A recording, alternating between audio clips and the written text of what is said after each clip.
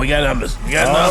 All right, folks. ClevelandMoto podcast, episode number 426. Light them up, boys. Oh, it's a quiet one. Oh, yeah. They quiet out. I can't get it out of the bag. Oh, yeah. Oh, no. John can't get it out. A finished long drink. Do you want your pint glass? Ooh. Not just a can The finished long drink. Classy. So which one is that? I remember a long time ago we had the light blue long drink. Yeah, this is the strong citrus. Oh. The strong citrus. 8.5 percentages. Oh, yeah. No, they don't mess around. They don't. Not at all. To my immediate left. Just me, Steve Sleepy. And to his immediate left. Johnny Mac. And on bartender detail tonight, Tom Pennington. Hey, that's it. 4 of us. That's all you get tonight, folks. So deal with it. Yeah. So what? Dan had his grapes removed or something? What is he doing?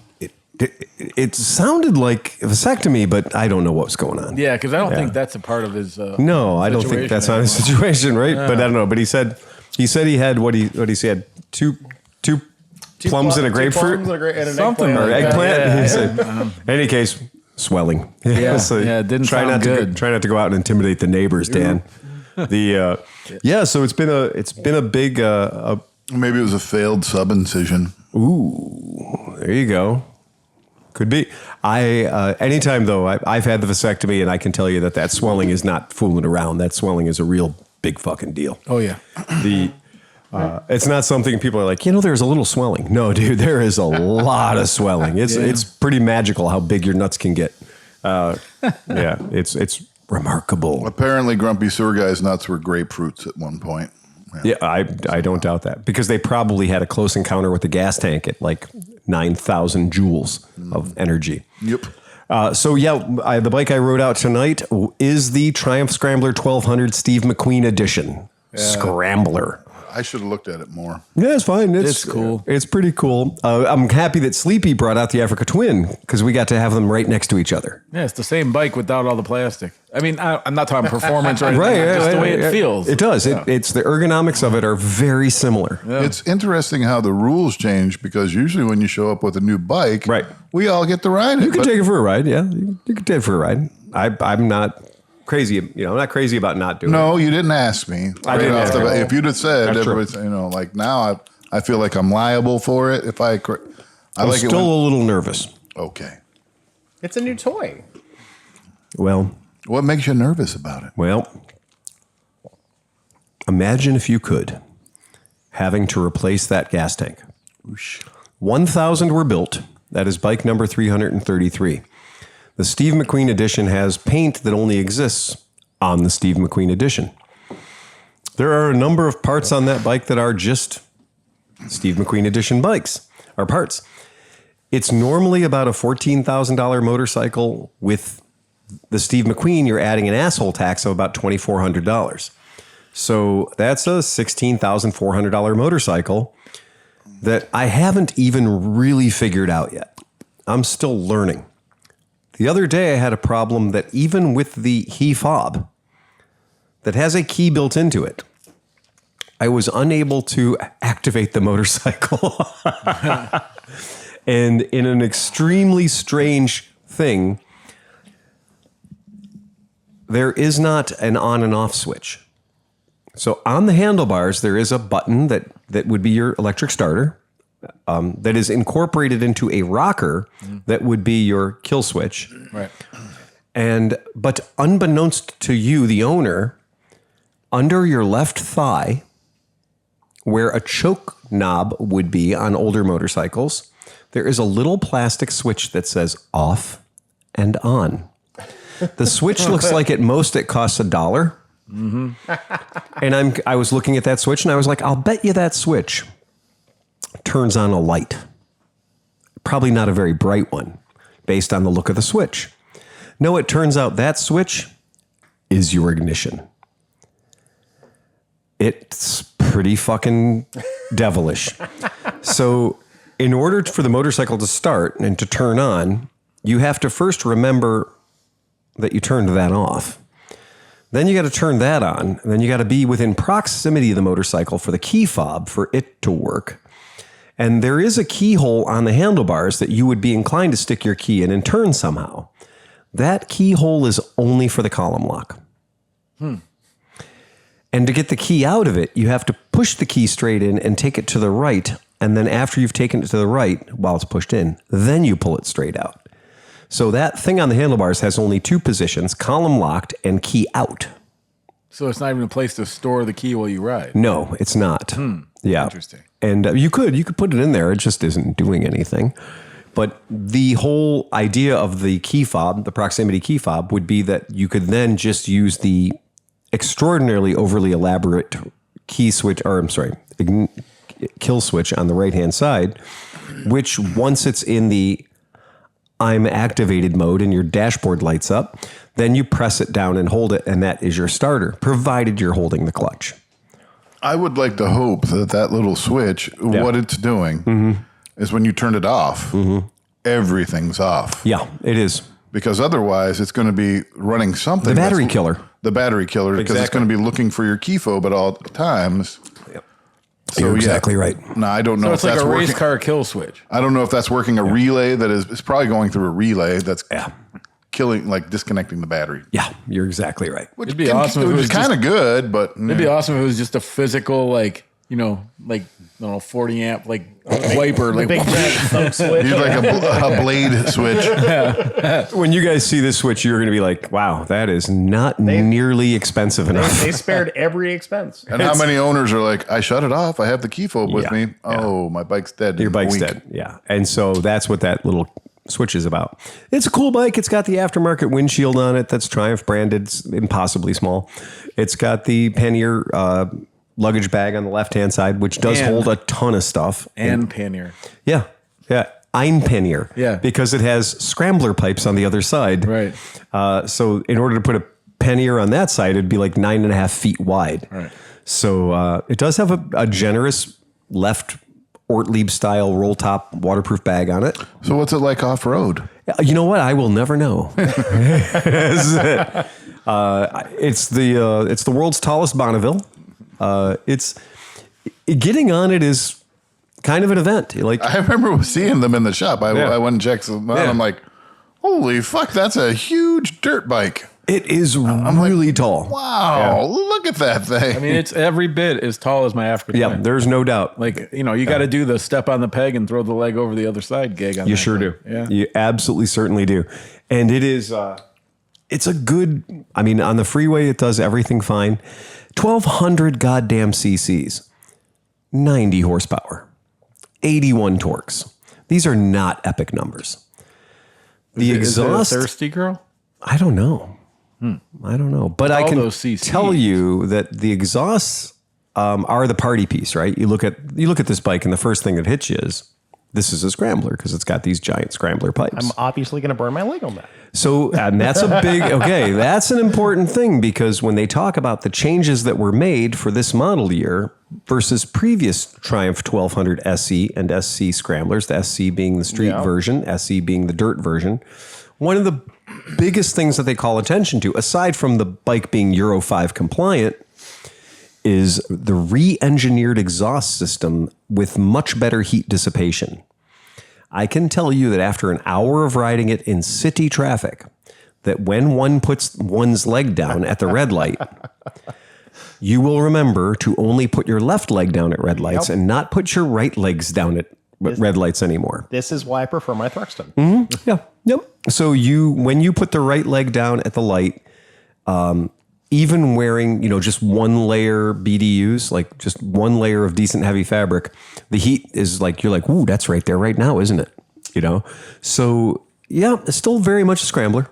Yep. I was riding my scrambler last weekend, the 1967 Honda CT90. Right. And I was flagged down by some people who were like, that's a cool bike and everything. And one of the things the guy said is, oh, you better watch your leg on that exhaust. And I was like, no, it's perfectly fine. Look, you would think, because that just has a little metal heat That shields metal on shield, it. yeah. You'd think like, oh, that gets hot too. Nope. Somehow, magically, it doesn't, though. It's weird. It's like, I know that pipe would take my skin right off. Oh yeah. But that those heat stays. shields that are just, a quarter of an inch away from the pipe aren't getting hot at all. And they're just chrome mild steel, right? Yeah. This thing, I'm sure, is made of NASA level titanium, reverse engineered adamantium. Or Yes, whatever. right, exactly. Unobtainium. I'm certain of that, but still, that being said, I think they've put all their technology from the British space program into not burning your leg on this thing, but it's still pretty warm. Not dangerously warm, but just pretty warm. The seat, which is not a big seat, which is not a thick seat, is a remarkably comfortable seat. So whatever it is made of is good things. So they, what you're saying is they just used a Lucas refrigerator for the exhaust. They might have. Yeah, they might have. It's just mildly right, warm. mildly warm. Exactly. The one issue that I've had that, sometimes when you get a motorcycle, previous owner, whatever, this bike only has about 1,100 miles on it. So it has the obligatory orange wrench on the dashboard because with the Triumph, you are not meant to clear those wrenches yourself. You are meant to visit the concierge at the Triumph service department where they will book you an appointment to have your wrench cleared. Previous owner assures me that the 600-mile service was done. And I said, well, if the 600-mile service was done, then why wasn't the wrench cleared? And he's like, oh, well, the shop that did it didn't have the computer that they needed to clear the wrench. And I went, okay, great. So, okay, we're going to figure that out. But it is, the dashboard is funny because the dashboard is changeable. So you can change the look of the dashboard from a very analog looking display to a very digital looking display simply by selecting one of the hundreds of menus. But either way, it's still digital. Oh, it's extremely digital. And in its most chilled out form, it still gives you about 26 channels of information. It's still digitechnical. Oh, it's digitechnical. It even has a GoPro button on it. So it can somehow operate your GoPro through your dashboard. So you can turn on and off your GoPro via a button somewhere, I'm sure. So we got to play around with it and find out all the shit it does. But it is a handsome motorcycle. It does ride very nicely. Its manners are impeccable. It does everything I would expect a brand new Triumph motorcycle to do. Now, how did I get the motherfucker? Because that's the challenge. I heard you were really happy in four-way. Yeah, there was a very. I was like, I'm waiting to hear about this. Yeah, right.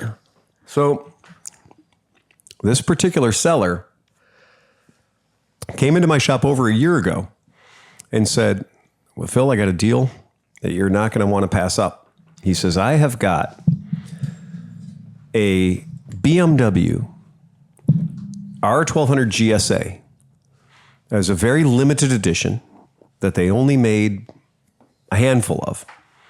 It has 1,400 miles on it. It's a 2016.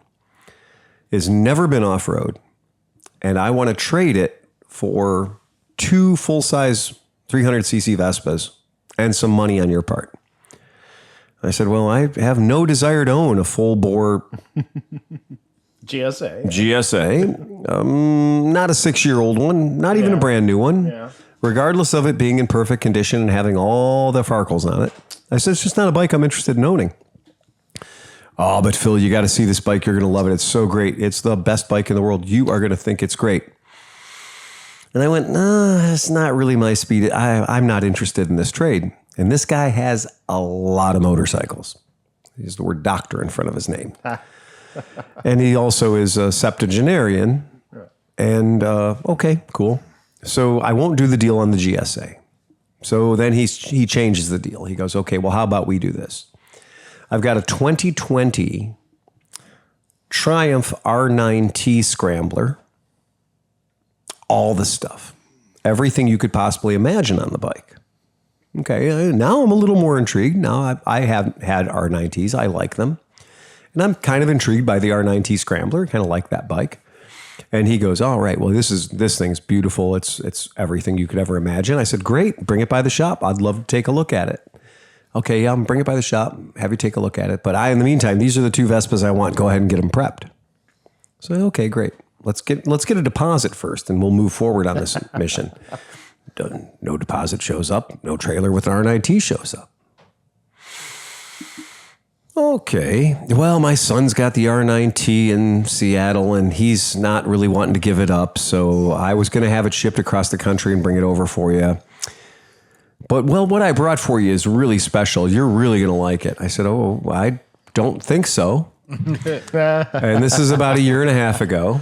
And he brings me out a 2016 Harley Davidson Sportster that started life out as an 883 and has had, extensive modification. You got the C cups or D cups? Oh my fucking Jesus Christ, has this bike been modified? And it's got about 6,000 miles on it, none of them easy. It has way too many goddamn accessories on it for a Sportster. But he keeps telling me in the conversation that this is a 1200, this is a 1200, this is a 1200, this is a 1200, this is a 1200. And what he brings me is not a 1200. What he brings me is a 883. Okay, and somebody's turned it into a 1200. And he's got a list. He's got a sheet that they gave him when they took his money from when they turned it from an 883 into a 1200. And it turns out they turned it from an 883 into a 1200 at the Harley dealership because, you can't sell 883s so easily sometimes. So they instead decided to tart this thing up and make it like, multicolor paint job and super one of a kind, whatever. And I looked at the build sheet and then I looked at the bike and the bike didn't match the build sheet. I don't know why the bike didn't match the build sheet, but the bike didn't fucking match the build sheet. There were things he paid for that were not on this bike. And there were performance modifications that he paid for that were not on this bike. And his assertion that this was a $13,000 Harley Davidson and that he was getting around $16,000 worth of Vespas. So he was only going to have to come out of pocket about $3,000. Yeah. I quickly reminded him that according to the stampings on his frame and according to his title, he had a 2016 Honda or Harley Davidson Sportster. The Honda would be worth more. And not even a particularly rare Harley Davidson Sportster. Right. And one that was also leaking at the head and base gaskets. Oh, I mean... Yeah, you did say Harley. No, and Tom, you know that Harley that left here the other day, left the shop the other day. That was the This is me. That was the nicest 883 Sportster ever. Was it leaking a drop? It was not leaking a drop. I hit the button, start button, fired right up. It sounded beautiful because nobody had taken a Sawzall of the muffler. 8,000 original miles. Yeah. And impeccable. Oh, yeah. Impeccable. And we sold it to a guy who desperately needed it because he was riding an Intruder. Yep. And he left on the 883 and he's been calling me happily that he bought the right bike ever since. And as long as he never does anything stupid I don't think he will. That bike will last for the night. They're made out of iron. They will last forever. I do think it'll last forever. Intruderectomy. We did do an intruderectomy. He actually, anybody who's worked at my shop will know, like, when I tell somebody, sir, this is the last time we're working on your bike. Yeah. He got away with 2 bonus work-ons. So 2 years he brought the bike to me in the springtime. The last time he didn't ask permission. He just showed up with it. And I was like, oh, fuck. Oh, look, there's my buddy. Yeah. There you go. It's on camera. So it is funny, though, that the guy left on an 883, but you cannot, this particular 883 he left on was a 2009 fuel-injected 883 that truly was impeccable for a bike with 8,000 miles on it. It was clean. Yeah. It was nice. Ran beautifully. You're right. It had all little custom chrome bits and there wasn't everything else on it was on the exact wrong bike. There wasn't an extra rattle or sneeze or cough or snort. I this put a motorcycle, fresh battery in it. perfect. As soon as I did, it fired right up. It was like, oh, where are we going? Perfect motorcycle. And I mean, that's an example of, like, I know that it is people have a knee-jerk reaction and shit on Harley Davidsons. But honestly, if you leave the fuckers alone, they're pretty great. Yeah. So the one he brought me, though, wasn't pretty great. Yeah. And so I brought him out. I was like, look, you think this is 13 grand, but I wouldn't give you 6 for this. It's leaking at every place that was ever joined. Yeah. But probably more likely had 1200cc top end kit installed and then never retorqued. Yeah, right. And that's a big problem. Yep. So the dealer did something and then didn't follow it up. Right. Or the customer didn't follow it up. So I had to say no to the Harley, and which pissed him off to no end. He left my shop a year and a half ago, didn't say anything nice about me because he had unloaded the bike and he's 70 years old. He'd unloaded the thing, brought it out thinking full well I was going to be like, oh my God, your bike is so great. Let me give you these 2 Vespas. And you just made my day. And instead I was pissed at him because I had fully prepped 2 Vespas, put accessories on them. But did he understand the he knew how much the Vespas cost, right? Yeah. And so in his mind, his Harley was worth 13. In his mind, he probably spent that much getting that Harley built. Probably. And that's one of my biggest beefs is you overspend building these things and they're horrible when you're done. About a month ago, he called up again, and I was like, I couldn't believe he called up again. And he's one of those guys that's like, yeah, apparently you don't want to make any money because you don't answer your door. And I can't get through to you. And I was like, well, I answer every single voicemail, almost religiously. If you knock on my door, I will come and acknowledge you. You may not get in, but I will acknowledge your existence most of the time. You have a compulsion. Every time the phone rings. Yeah. Even when we're closed. Oh, yeah. You will answer that phone. I do. And it's like there was a Monday, a couple of Mondays ago that we were both there. Oh, yeah. And you were like, I've got to be in Cincinnati. I've got to be in Akron. I've got to be in all these places. But every time the phone rang, when we were closed, you picked it up. I sold 2 bikes that day. And you sold 2 bikes that day. Yeah. I get why you Turns out there's some positive reinforcement there. But it was still those things you're like, if every time you answer the phone, you got like $400, you'd answer the phone. You'd answer the phone. Yeah, that was pretty good. But so when he called back and he says, well, I've got a bike I want to trade for you. And he goes, well, it's Triumph Scrambler 1200. And I went, hold on. Now that's something I've been looking at with a certain degree of attraction. And then he says, well, it's the Steve McQueen edition. And that's when the stupid pin fell out in my brain. Because I will admit it, I have had a gay man love crush on Steve McQueen since I was a child. How could you not? There's been not a movie he made that I haven't watched many, many times, including the bad ones. I don't care. It's Steve McQueen, for fuck's sake. I mean, poor guy died at 50 years old from, asbestos poisoning from when he was mesothelioma, when he was a Marine.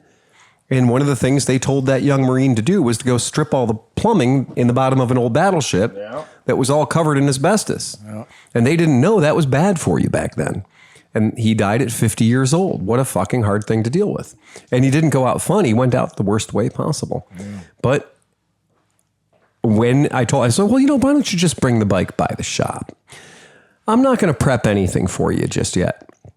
Well, I think then he realized after 3 previous tries that I was not dicking around. So he brought 2 friends with him.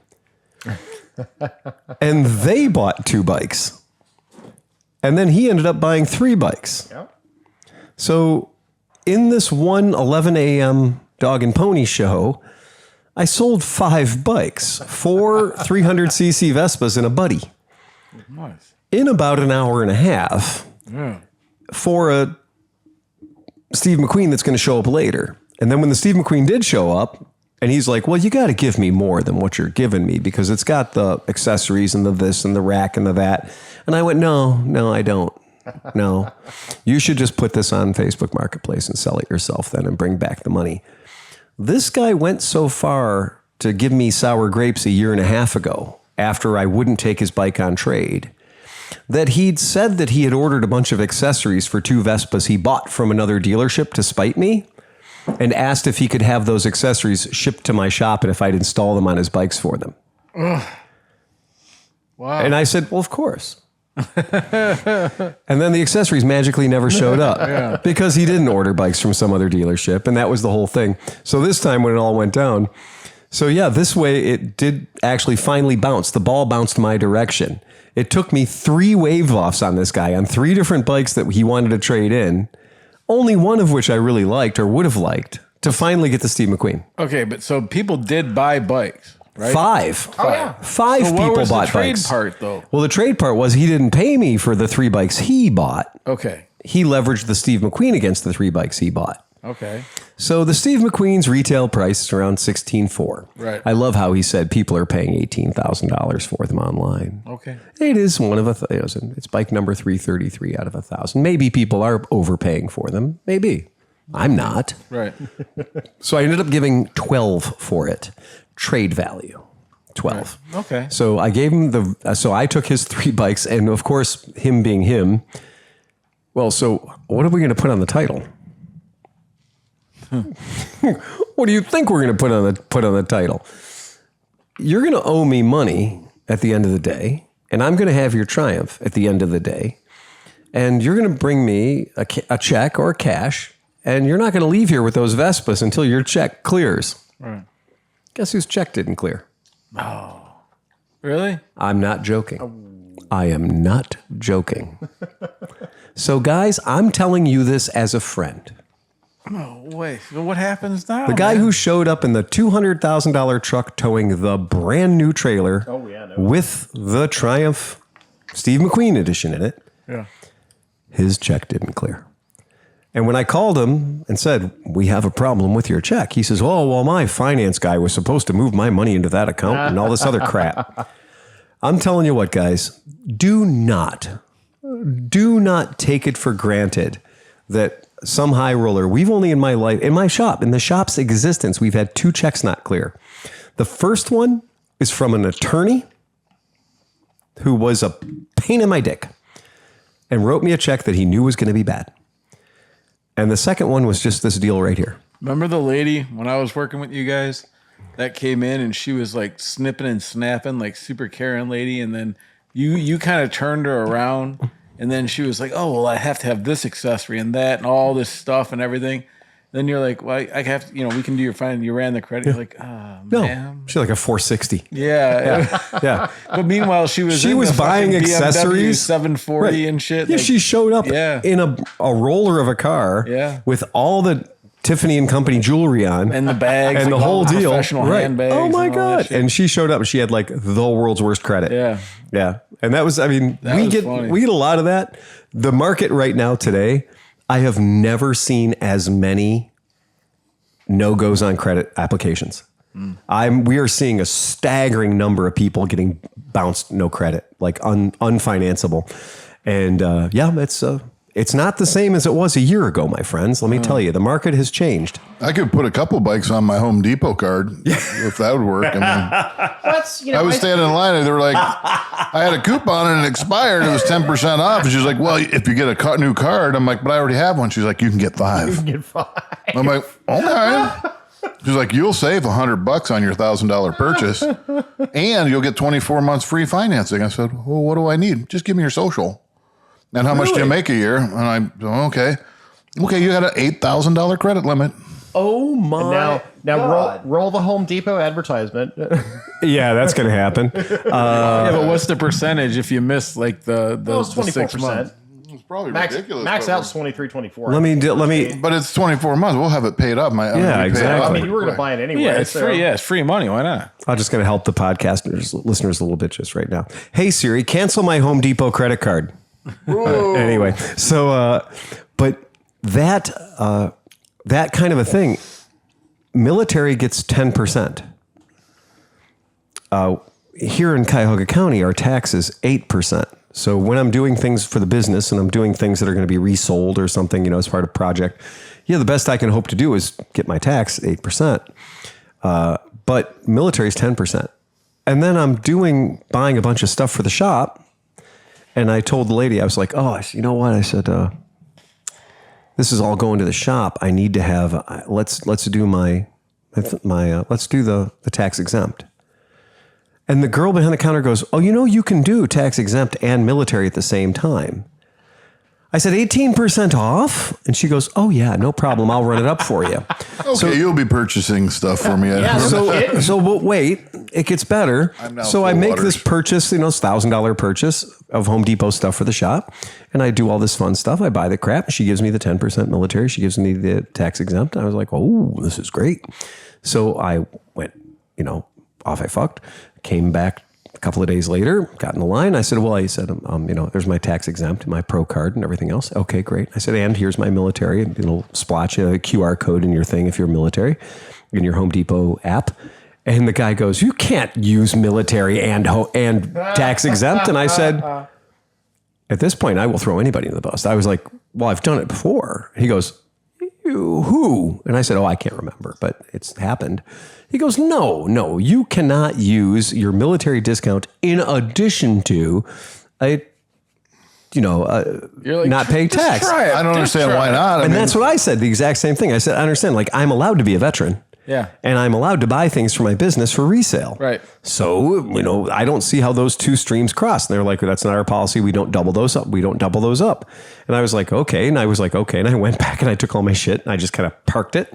And I went and looked for a couple other items in the store, and I took my stuff over to the cart. And I couldn't remember exactly what she looked like, but I thought I had it narrowed down. And I went over to her and I said, I'm going to use my, and she goes, oh yeah. And I said, okay, great. I said, I want to use my tax exempt and my military. And she goes, yeah, no problem. Now he was wearing the manager badge, Right. and he had at least 47 pieces of flair on his apron, Right. and she didn't. But you know what? I got the 18% from her, so Nice. well executed. Here's the thing. Yeah. It all goes into a point of sale system. It all goes into a register. Yep. So the fact that the register allowed her to plug it in That's true. means that It's you're possible. allowed. It's possible, and you're allowed to do it. Absolutely right. Yeah. He just wasn't willing to do it. He just, in his mind, didn't think that was right. I think you're right, and he had the power of veto. That's why I said to tell him, show me that you can't do it. All he's going to say is, I'm not going to do it. Well, no, He's a manager. the easiest thing to do was to She find the thought person like- that gave you. She thought like John did. Computer lets me do it. It must be possible. Right. Right. Hey, when I'm scanning stuff at Aldi, now that they don't have human cashiers and I'm just running the stuff through, hey, if that computer says that grapefruit is 12 cents, then that grapefruit is 12 cents, right?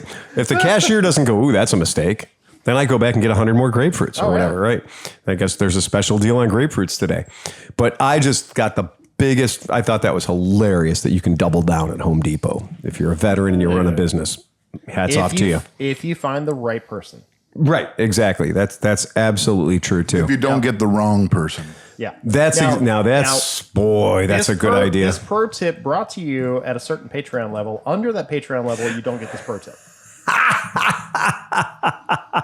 Which we do. Thank you for bringing that up, because we have to make an acknowledgement, because we have had some action. Because my computer failed last week at the end of the podcast. We didn't have the ability, so to speak. I love our Patreons. Well, I love our Patreons too, because our Patreons kicked it in the ass this month. I don't know what they were listening to and why they fell in love with us, but my God, we've had some new Patreons show up, and I think that's pretty goddamn cool. So one, I'm gonna pull it up here, and we'll do some shout outs. A little roll call here. It's definitely a fucking roll call for sure. Oh God. Because I really do think that that the Patreon stuff is coming into play as I keep writing checks to AMA Vintage Days and all this different stuff, and we're paying for stuff that's happening right there. But I think that the fact that people are still giving us good love on this stuff is pretty fucking cool. And that is cool. And the listeners are chiming in, and we are getting feedback. And we'll have to work with a little bit of that. So that's cool. Oh, cool. How much hate mail did it get? Not a lot, but okay, right? Yeah. So Mark Skreptok says he's praying for Steve. Godspeed, grumpy sewer guy, because he's back at his house now, which is cool. He's around the people that can support him. And John, you took him an electric wheelchair. Not just anyone. This is like the most extravagant electric wheelchair you could have. I mean, it's not just your little hover round. It's a wheelchair, electric wheelchair, but it has all the functions like raise, lower your feet, recline, That's the full decline, Stephen Hawking. like it's the full Stephen Hawking for the Stephen Hoffer. You know, Steve Knievel. you know, like even when Hoff doesn't need it, he's still going to be. Oh in it, my just God, telling those people. things, he was riding him around the plant all the time. He would go sit out and run the press, and he'd like get it going. He'd lay back, take his shirt off, sun himself in the thing. It was awesome. So first things first, we got to give a shout out to Michael D. Murphy. Michael D. Murphy just became a $5 patron, which means he will get the punchlines to the jokes now. Thank you, Michael D. Murphy. You are awesome. And then Eric just became a $10 patron. $10. Let's all drink to Eric. Let's drink to goddamn Eric. Well done. $10 Patreon level. Oh, that is delicious, isn't it? But just to fucking win. Corn poop cupcake.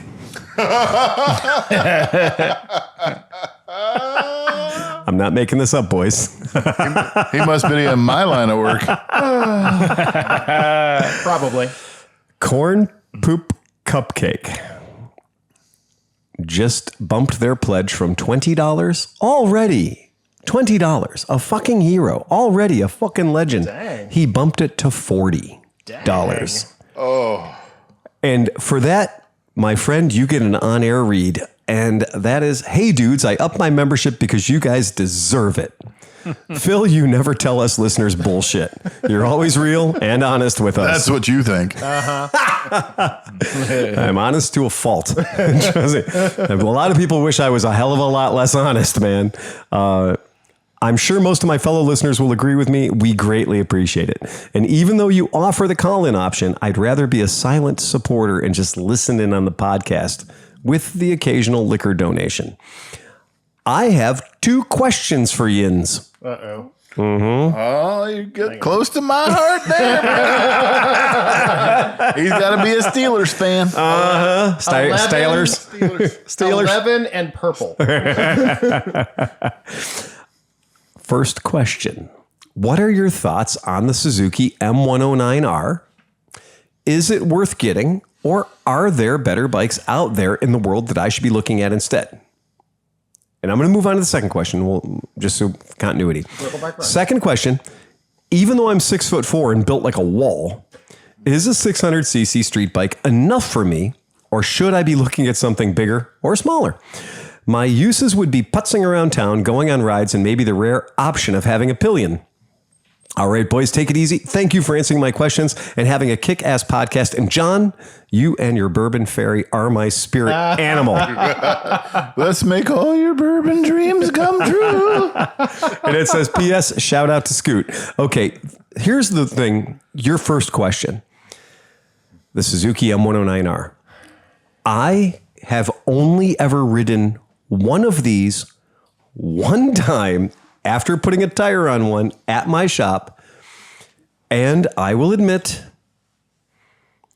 it is not aesthetically my choice in bikes, although I don't have a problem with it. But the motherfucker is hairy. Mm-hmm. I mean, it is a hairy motorcycle. It earns that Hayabusa Cruiser, right? It earns that to me. It's a very... No, My partner that I worked with had one, and he rode it every day. He was a huge black man. Yeah. And he'd get on that, and he had the loudest pipes ever. Dude, it sounds like a V8. It's Boom. I mean, when he fired it up to go home, it was like, I'd be like, holy fuck. well, he says, he points out in his message, he points out he's 6'4". He's big. He's a big guy. He's big. It's And- good for a big guy. M109, like, it's, again, not my thing. But for what it is and what it is, see, I've ridden, my break-in at the 260, 300 tires was big dogs. And if you're talking, the reason for the M109 literally is the rear tire. It's a 240, 250.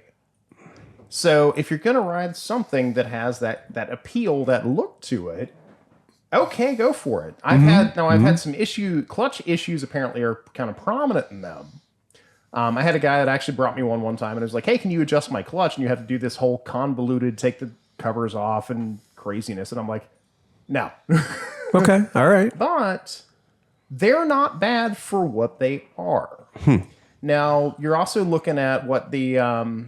What's the price on them? reasonable, actually. They're not expensive. Yeah, especially now because they've been around for a long time, right? I wouldn't think so. And They're then, like, you can get one for 20 years old now at this point. yeah, and there was a huge following. I mean, Paul was, he was on different user groups and stuff. And yeah. Yeah. They're for what they are, they're kind of neat. It's like it's kind of like the Rune. The Honda Rune is kind of in the same field, but the Honda Rune never really caught on. It was launched in 2006, so it's been around for a long enough time that they should be cheap. Yeah. You couldn't buy the thing with anything but upside down front forks, right? I mean, I think they're 1,800 cc's, or I forget what their displacement. They are, yeah. But it's a huge motor. Well, They I think are. the 108 is with It's an 1,800cc motor. Yep, it's an 1,800cc motor. Important numbers. It's 707 pounds dry, which I'm sure is easily 785 with the gas and the oil and battery and everything else. Where is it low? It looks like it wears it. lower than a badger's badger. It is. Like, It is well. It is. I've ridden a couple of them. They're actually really well done, really well designed. Not my thing. Totally not my thing. But they ride really comfortably. Mm-hmm. You know, if this is your thing and this is what you want to do, and he's a big guy. That's the big one. Is he's a big guy. This is a perfect bike for his size. Most of the people I know that ride these are really big, and like you said, really big black guys, but really big guys. This bike is this bike does have an inherited assumed racial component almost. I mean, this is one of those things that I've lived in New Orleans for 20 years. Most of the guys that ride these are black. It's the modern KZ900. Oh, boy, you're onto something there. You are onto something there. Yes, it is the modern KZ900. It's like the guy couldn't afford a Boss Haas, so he took this. I'd rather have this than a Boss Haas. I'll tell you that right now. But the one thing that I have always said about these is Suzuki from the factory managed to somehow make this thing look almost cartoonish. Because I've seen them with a large front wheel kit. Yeah. And when you see them with a large front wheel kit, they look like a thing from Tron. they look a little ridiculous. Yeah. I mean, but not bad. Pull up the Big Dog Mastiff. Okay, right. So Big Dog Mastiff is what you're looking for. This is what it's modeled after. This is actually legitimately what this bike is modeled after. Yeah, but in the case of these are all the things that just has the 300 series tire on the back. Tire in the back. Right, and then something else happening in the front. Yeah. But the Mastiffs, that I'm pulling up all have a skinny front wheel because I'm pretty sure you can order them any way you want, the big, right? Tall billet, yeah. But, I mean, that's not shocking to me that the Big Dog Mastiff is just every Jesse James bike. That's where the M-109 came from. Well, the big dogs were just mass produced. Jesse James just did like 2 or 3 of them and went, give me $1 million. Yeah, I don't see the Big Dog Mastiff is one of those ones where you're like, I've had people bring these into my shop and threaten to abandon them, big dogs, at my shop, or said like, oh, well, I've got this bike. What can you give me for it, etc. And I'm like, well, what is it? Oh, it's a big dog. Oh, no, if I don't want much. The problem is, I don't want this motorcycle. This motorcycle means nothing to me. The real problem is the S&S motor is actually worth more than the rest. Well, but all these bikes are a disaster, right? They're all just a disaster. I don't want anything to do with that. Man, those 3-spoke rims, that's such a period. It's like you can know exactly when a bike was made by those fucking wheels. I'll tell you this. When you said period, you said a mouthful. You can lean that thing over for days until the front wheel loses traction. Yeah, I The don't think M109 is such a good bike. I think the M109 is a really good bike, and I think that It's for the right people in the right environment. I'm not going to rock up one on. That's not going to be my thing. But it is funny that they've been available since 2006, which means and they really haven't changed them. If you want a power cruiser, you got it. Yeah. Okay, so now for fun, let's do Suzuki M109. Let's play the game and see what our friends over at Kelly Blue Book say the bike is worth. Kelly Blue Book. According to Kelly Blue Book, that bike has a trade-in value of $4,695. Now, Kelly Blue Book sometimes has been associated with smoking crack, so let's just talk about JD Power, which used to be known as NADA. And JD Power says that bike is low retail at $3,600. I'm looking at a 2012 right now for $5,000 in Lorraine. That's $2 a cc, boys. No, that's not $2 a cc. And at $2 a cc, that M109 is a fucking sore dick deal. I mean, that's incredible. Oh, yeah. I mean, that's For those who don't get that, you can't beat it. Joe can't beat it. Joe can't beat it. No, they're only. Steve just shows up for that now. Oh, look, Steve's a $10 Patreon subscriber now. He got the punchline. He got the punchline. No, that's the thing is they've been around for so long. Yeah. Like I said, I guess this is in Logan, but it's $5,000 for a 2012. Yeah. And you cannot buy a bike in that range for that money. And it has all the really expensive shit on it. I mean, it does. It's fuel injected. Well, it's got upside down forks. These companies make really kind of nice bikes that you're like, wow, that's a lot of tech, but then they don't catch on. Right. And then you can buy them for like that's the 1/3 of the price, and you're like, Yeah. fuck, this is a great deal. Like, It showed up on the market at $12,399 in year of our Lord 2006, right? Yeah. And so now it's $3,600. Just based on the sheer, You can't. It's buy an a, 1800. You can't buy a VTX 1800. no, for you that. can't. You You can't. can't touch an 1800 for the VTX 1800 for that. So what we're saying is it has the 1800cc motor, but it doesn't have Honda's reputation for holding its value. Yeah. Okay, all right, fair enough. I mean, that's the thing. It's well, same with V-Stars. V-Stars are great fucking motorcycles. They will never let you down. Yeah. I mean, they're a little characterless, a little they bit. lack a little character. But you get reliability in its place. Right. But 5-year-old V-Star 1800s are like $3,000 with like 2,000 miles on them and stuff. Do we think he should get an M109? Absolutely. if that's what Yeah, he wants- absolutely. If this is the bike he likes, if this is the look he likes, I'm going to go as far they're as to say affordable. if he wants a cruiser, because I don't think you can buy a much better cruiser for short money that has that cachet of being like. It doesn't have much wind protection though. So what kind of cruising are you doing? Like you're not going on a highway trip for like 3 I'll days. bet you National Cycle has a solution for that. Exactly. Yeah, that's true. Yeah, Exactly. I mean, I'm scared of what I'm going to type in when I type in, Royal Star Adventure. how about if I type in Suzuki M109 Touring bike or something. windshield? Yeah, I mean, Because I have a feeling I'm going to see a war crime because old men will put big windshields on any goddamn thing. Oh yeah, they make a tombstone for that. It's just a tombstone that's laying flat on a gas tank. Wow. Okay. We're going to share this with our viewers because these windshields are truly spectacular. Oh wow, Yeah, that's a bat wing. That's yeah. something. But it's right there. a super still slopey bat wing. That's still not a. All right, so that kind of looks like a touring bike now. Holy shit, that's really changed the personality of it. They make some legit fucking windshields for this thing, boys. Like, not for nothing, but If you were looking for a bike to get, again, not my thing, but if you were looking for something to go completely crazy with, I've seen some crazy M109s. Dude, you know what, but even here, this is just going the distance. He's like a dude that's like has a gay friend but doesn't want anybody to know. He's like it's cool, but it's not my thing. It's not my thing. I'm not into M109s, buddy, but if you are, you do your thing. yeah, that's I'm it. okay with all of that. You do whatever you want to do. I'm not into that. I gotta be straight up and tell you, Well, let's it's see not what a bad looking bike. No, it's not. That windshield's horrible, but that's not there. Anyway, The one thing I'll give it because my buddy Kevin has one and like they just sound so rowdy. Like if they're piped right, it's just a rowdy. When he would rip out of work, every once in a while he'd get on, and it was just like, oh wow. All right. Yeah. and I kind of believe that this motorcycle was engineered to paint stripes on the road, right? And I kind of think that's what it is. So we give you an enthusiastic thumbs up from the ClevelandMoto podcast on your decision to have an M109. Even if you're not black. So that's well done. It won't be the biggest mistake you've made. No, it No, won't. it really, at that price, you really can't. So the second part of his question is a 600cc street bike enough for me, or should I look at something bigger than smaller? I think we're saying, yes, 1200cc bigger is a good idea.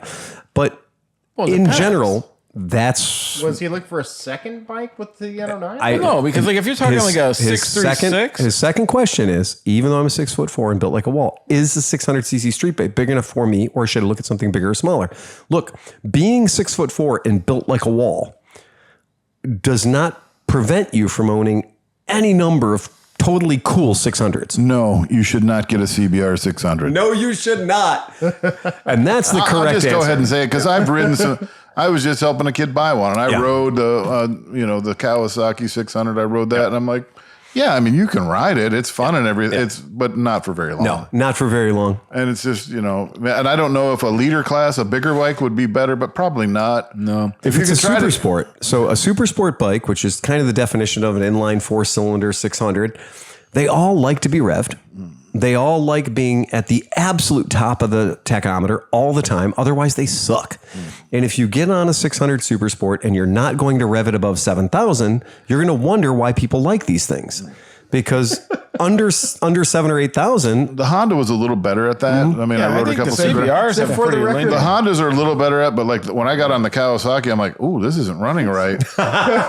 So for the record, really the doesn't have FC6 much. Does not shift at 3,500. But then it went berserk once I hit about 10 grand. You know, like then Right. it did have it. So in that way, now change that around.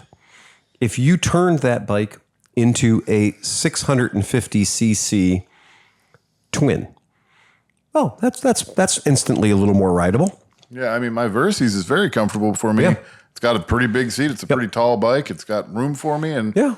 you know, it's not as fast as an Right. inline four, but it's a nice bike. And I've had a whole lot of Yamaha 650s, Yamaha XS 650s that were delightful roadsters, and you could ride them all over the place, have a passenger on the back. Hell, Yamaha didn't stop making the XS 650 until they turned it into a slightly different version of its own bike.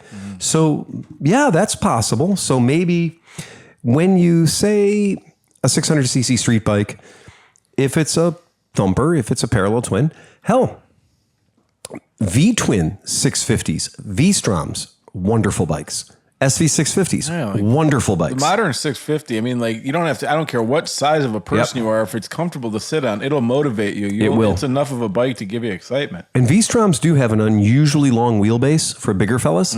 So I've seen a lot of bigger fellas really enjoying a V-Strom. And the motor's a very happy accomplice. Well, also, a lot of bikes, too, like if the bikes seem like they might be okay, but you need a taller seat, Yep. a lot of the places make tall seats for big they do. dudes. They So, do. like, you know. I think as a big dude, you'd probably want to look at something more like a Kawasaki Concourse. Bump up to 1,000 cc's. Oh, the ZX14. More, But more he's up- just more- talking about running around the neighborhood. Yeah. He the does a good Concourse, job in there. The knee and says, position, your knees were like this. I don't know how a big dude could sit on that. Oh, then no. you know Yeah. what? Putzing around town on a 600. Yeah, I mean that'll be fine. Rock I mean, on, dude. I rode a CB1, but it was way too small for me. I mean, that's why I had to sell. It was like, yeah, Well, but honestly, I could putz around town on a G400 all day long. Sure. Yep, I could run around town on a G400 and be completely happy. two up. I mean, like I always was fond of like the F4Is, like because it actually had a better seat and a little wasn't as aggressive. It wasn't the sport. That's true. Like an R All the R's. and Yep. fuel injected, and so yeah. Okay, Yeah, well, F4I was a good corn poop bike. cupcake. Well done and an excellent fucking question. And then Frank Bayshore, he throws down $5 to get his name in the books and get a T-shirt and a box packed by Renee. We are reminding folks that there are premiums, and if you go into our Patreon, you will see what the premium levels are. We have a lot of them now. And at the very minimum, though, you're going to get some swag from us. You're going to get some cool shit. We keep adding more stuff. So Renee has prided herself on adding more stuff. We got our new Ukrainian stickers in, our ClevelandMoto Ukraine stickers, which I have on the side of my headphones, which are the blue and yellow. We've got some cool shit that we're just throwing in the box. And then Dan Kromke gave us a whole stack of T-shirts. And they're not just Kromke sized. There are some X's and double X's in there too. And so we're going to start, we're just randomly throwing those in the boxes as well. So you're getting a real party pack when once Renee gets the stuff in her box, you never know what's going to end up in See, there. dude, that's what sucks about. I love the Rathskeller, Yes. but since we've been here, I haven't seen Renee. I haven't seen Renee stuffing her box. I haven't like. Is like there my little anything buddy. Renee won't put in her box? Well, you know what? We've learned that even some people who have insisted that Renee pack her box internationally, because we used to say Renee would not export her boxes. But now she will, in fact, do an international box stuffing. So that's a thing. And it's not even on an OnlyFans deal. And then to not be outdone, our friends at MotoHop bumped their pledge from $16 Canadian to $20. Wow. So Matt at MotoHop, we thank you. Super fucking cool. I mean, I'll drink to that. I'll drink to that. That's cool. And we got a Michael Woods, who is a British listener, sent us £5 sterling. Wow. So he is now participating And he says this: after many months of saving up to buy petrol, prices have finally come down enough for me to send you money. £5 or the new Imperial membership level, please. Please use this to get Oscar repatriated. I wish. Yeah, we miss Oscar. We miss Oscar a We lot. miss our Oscar. Oscar is definitely missed. I hope he listens to the podcast. I hope he's getting. I hope that his gorgeous, beautiful face is turning red with embarrassment right now. I hope his ears are ringing, and I hope he's getting embarrassed at hearing us talk about how much we love him, and we do miss him. We miss him like we might crazy. have to get, if we can get like the super pimp level, like Yep. $1,000 Patreon. Oh, Just like one or twice. Maybe we can get kind of some kind of line put in so we can get like an ISDN line to get like Oscar piped in with us every week. we need an Oscar hologram. Yeah. Yeah. But like we We gotta just need get an Oscar hologram. if That's I it. could get a phone with an output that This I will can be a run Dr. into the Krieger board. operation. We'll have let's get some real phone. I'm researching this. We're gonna have to have a good way to have call-ins. But I did want to read that because we missed out on that last week because, computer failure, it's that, battery failure on my part. But I was really, really fired up about the amount of action that we've had. Mm-hmm. It's cool. And I love it. It is the coolest thing ever that we have folks that are participating and sending us good comments and all kinds of good shit like that. That is badass. Any way you slice it, that's badass. Nobody yelled at anybody though. We didn't get any yells at. We didn't get any hate mail. Oh man. No hate mail. I'm gonna have to try harder. Yeah. Well, they're Actually been doing pretty good there, Tom. Try to stick with it. Oh shit.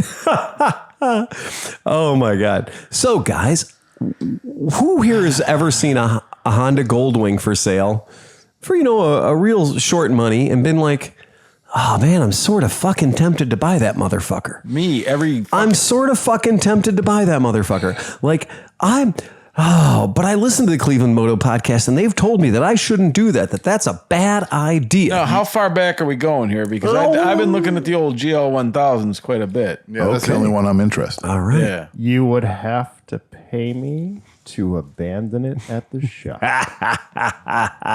So, my friends, I'm glad you have these strong opinions because, as luck would have it, there's a solution to your problems. There's fire. There's always fire. Well, there's always fire.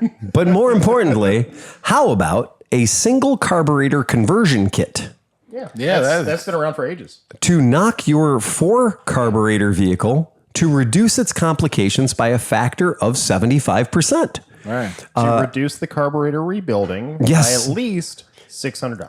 Oh, by far. Oh, no, it's and usually $1,200. Right. What I spec. oh, this is the MP. So this is the MP carb. It's not as good as the Holly. It doesn't have to be. Again, what? It's still not going to fix the head gasket, so I don't know why you're bothering. Right, that's true. It's not going to fix the head gasket. You're not totally out of the woods on that.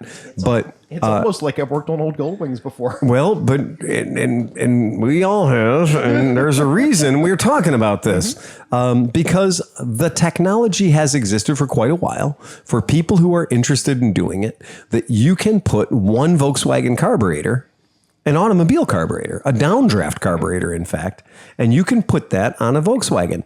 But here's the fun thing: is The Volkswagen will get you places. well, this carburetor has had the problematic parts removed. It's had the Volkswagen removed. So the carburetor's there. So the People carburetor. don't put Goldwings motors in Volkswagen. Exactly. There's right, a reason right. for that. Yeah. It's because you can actually Yeah. put good motors in a car. So one of the things that I absolutely love about this, and for $200. Now, this is that's little money. that's not very much money. That's The only person cheaper than a KLR owner Right. is an Old Wing owner. oh yeah, for sure. Absolutely, for sure. Now that's going to get me hate mail. Well, this is on Kijiji. So this is on Kijiji. Well, but What do you call the people that always think the water's half full? pessimists? Yeah. And optimists. Oh, no, I always think it's Yeah, fantastic. well, yeah, fucking right. Tom's default setting is hate on shit. Yeah, Right, yeah. right, exactly. I'm jaded. I get it. He's jaded, exactly. So here's the jam. And Tom has told me a number of times, I am really an asshole. So at least he knows. No, I get it. What there are people that love gold wings. I get it. For only $200 for what looks to me to be a hastily welded up intake plenum, that is not artful welding, my friends. That is not the definition of artful welding. Look, I too can go to Harbor Freight and buy a stick welder. Yep. Let's go. But the point is, you didn't have to do it. That's the deal. And that's Wait, the does deal. it come with the carb or no? Yeah, look at it. Yeah, that's the Chinese MP. Okay. I mean, $200. Who gives a fuck what it looks like? Thank if you. It works. Thank you very much. You know, I don't have $200 of my life. It's not on worth to try to Kijiji do right that. now. But here's the trick. What I can guarantee you, as my friend John has taught me, that on that Goldwing, Right. that it's going to have 4 carburetors that are all having problems right now. And are old enough that those problems started 15, 20 years ago. it's not just that they have 4 Yeah, carburetors. yeah, It has 4 carburetors. Right. It has 4 intake O-rings. Yeah. It has 4 intake sleeves. yeah, Yeah, exactly. 4 of everything. And dude. God. and not only that, the way the early Goldwings work is the airbox itself, the intake plenum, actually has this huge convoluted gasket that runs right down the middle. Yep. And if you get it wrong, which you probably won't find out until you pressurize the fuel and it sprays everywhere, you have to take the whole convoluted assembly right back out the side of the bike. For my money, this solves every time I've beat my head against a fucking wall with a Goldwing. Every time I've had a problem with a Goldwing that it took me way more longer than it should have to figure out, it is all located in that exact same area, just north of the motor, right? It's between the toolboxes that looks like a gas tank and the motor. So and with- everything in there is replaced by this. Do you run like a pod filter with this, or do you run the airbox, or what it happens showed back a, there? It literally shows. Oh, there it is. Okay, pod. It's a unipod that goes up Yeah. in the middle of the airbox. Yeah, and nobody cares because it's a legitimate downdraft. Who fucking cares the carburetor? Right, but I was just asking. And it is though. It is And I have- supremely Volkswagen And technology. I have recommended many times for people that are willing to go down the Goldwing rabbit hole. I said, look, just do this conversion. You'll save $1,000. It really and is. even before Yeah. this, because there's been a single carb conversion Yep, forever. forever. But it's always been. I've seen a $900. two barrel Harley. That's exactly right. Holly. Yeah. Oh, yeah. No, it's been around for ages. This is just a cheaper version. This is a cheaper version. and I got to tell you, if you absolutely positively have to have a naked GL 1000, do this. I think if you just have a GL 1000, Exactly. because the biggest problem with people that have a GL 1000 is they are not willing to throw the baby out with the bathwater. They're not willing to say, I know you told me that you're not going to rebuild these 4 carbs. I know you told me that you're not going to do it because even once you do that, and I've not paid you for doing that, it's still going to have problems, right? This, on the other hand, is something that even a punter can hook up in their garage and give it a shot. This way you can spend $200. Yep. You can throw this on. Yep. And then you can figure out that your right head gasket is going to be bad. Yep. Yeah. Or your oil pump's going to have failed. Or your everything on the left side of the motor, side stand side, valve train is full, fucked yeah. because it's full of shit from leaning on its left-hand side for its whole life. It's just like a BMW case here. Exactly. So this is a $200 diagnostic tool that could save you thousands of dollars. I got to say. Or I could save you $1,200 right now and not buy a Goldwing. Oh, that's true. But I do think that for people, and I cannot stop people from wanting GL 1000s. I cannot stop people from wanting GL 1100s. Somebody came out with that flat tracker back end kit for it. Yeah. It looks fucking solid. Again. Early Goldwings Right. look awesome. Yeah. And then you realize just how horrible they are. But one of the worst things about it are the 4 carburetors. Exactly. Yeah. And anything you can do to reduce that is a good thing. Now I love the other kit too, which takes the you take the intake manifolds and turn them sideways, you turn them 90 degrees or whatever it is, 180. I guess it's 180. Yep. And then you put 4 VM carburetors on it, so Right. it looks like a mid 60s dragster. Yeah. Yeah. That I'm all for. Yeah, it looks, but again, you're running with 4 carburetors, right? So those are all going to need to be balanced. All right. Because it wouldn't be a Cleveland Moto podcast if we didn't talk about Harley Davidson. What the fuck? This is a legit what the fuck. I can't possibly figure out.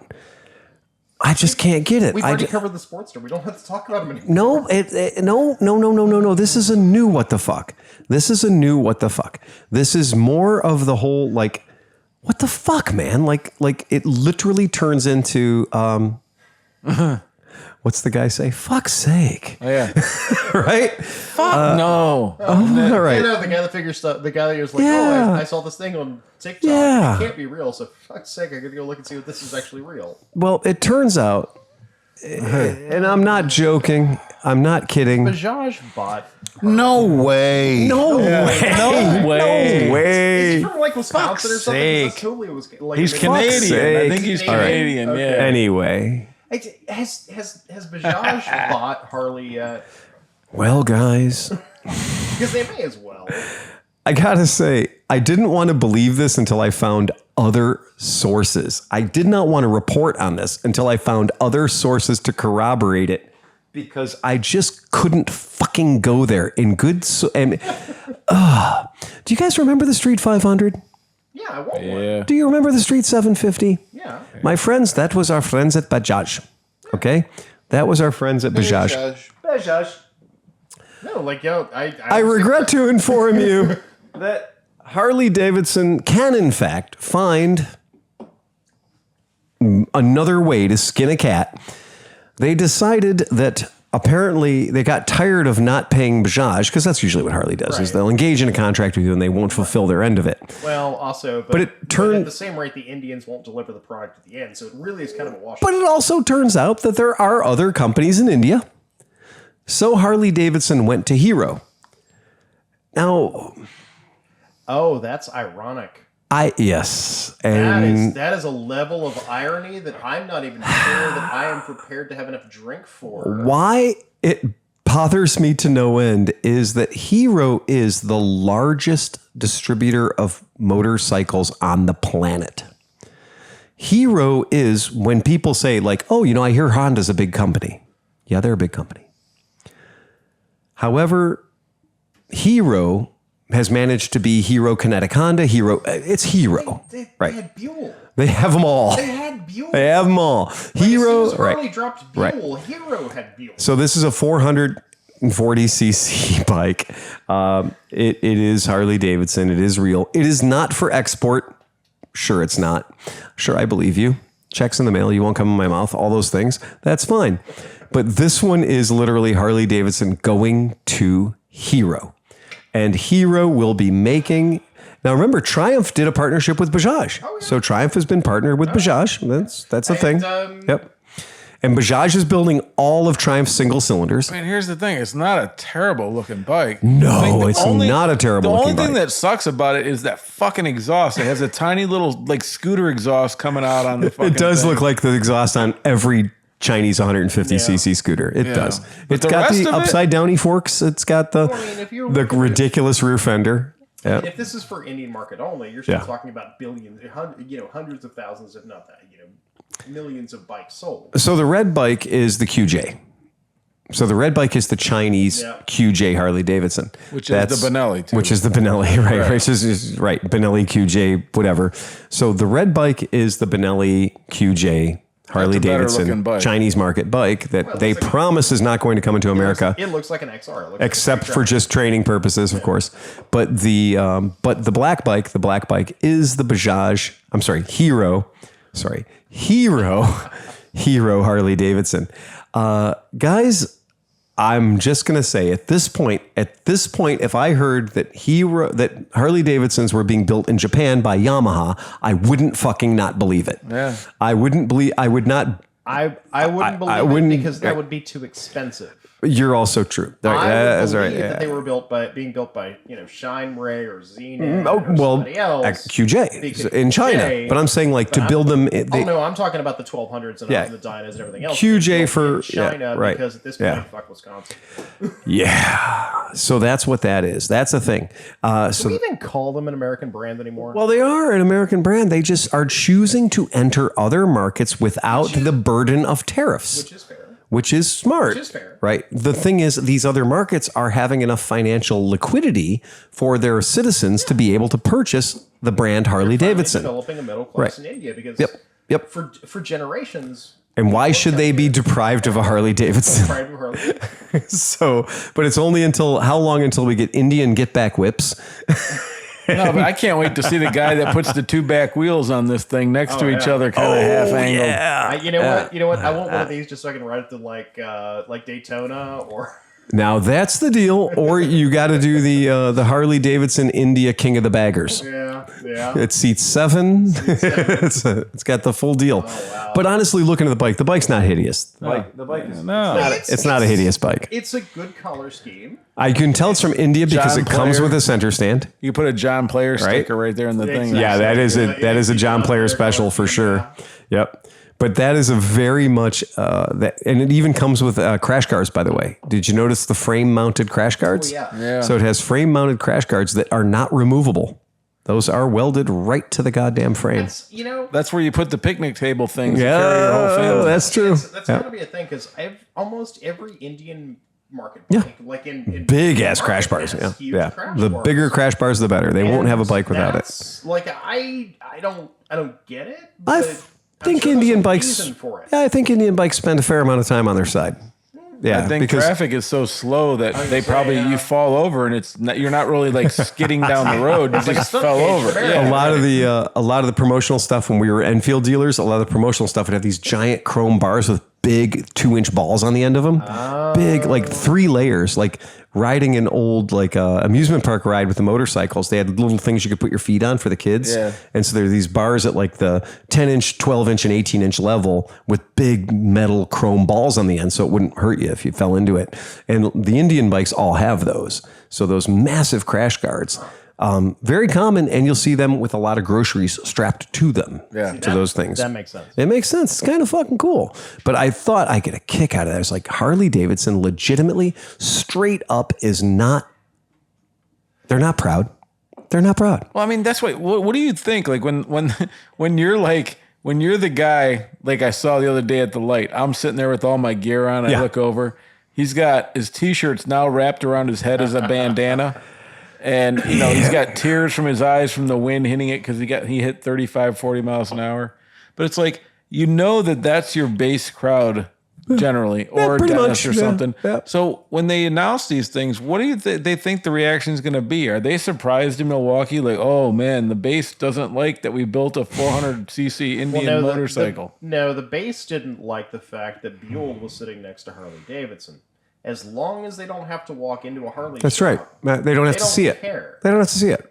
As far as if they don't have to look at it, then it's just fantasy that doesn't That was exist. always the thing I always heard was, Come on, Harley Davidson owners don't acknowledge the existence of any country other than America anyway. All right, look, most Harley owners don't acknowledge the existence of Harley Davidson dealerships because they always buy their Harleys out of a trailer park in the middle of Nowheresville, Ohio. Oh, no. Harley Davidson has very aggressive payment plans.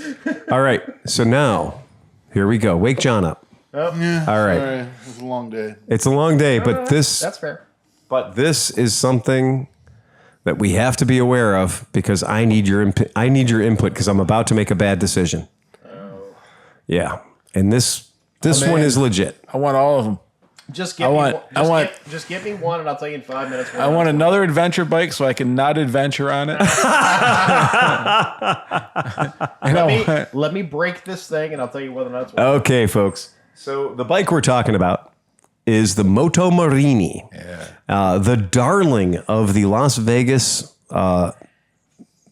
American International Motorcycle Show, the dealer show, the darling of the motorcycle show. Everybody had an opinion about this motorcycle. Everybody felt strongly about it. It comes in a couple of different versions. It comes in the X Cape. That's like a X Cape. also known as something that used to be a cape. Now it's not a cape anymore. Right. It's an X Cape. Also known right? as Versus.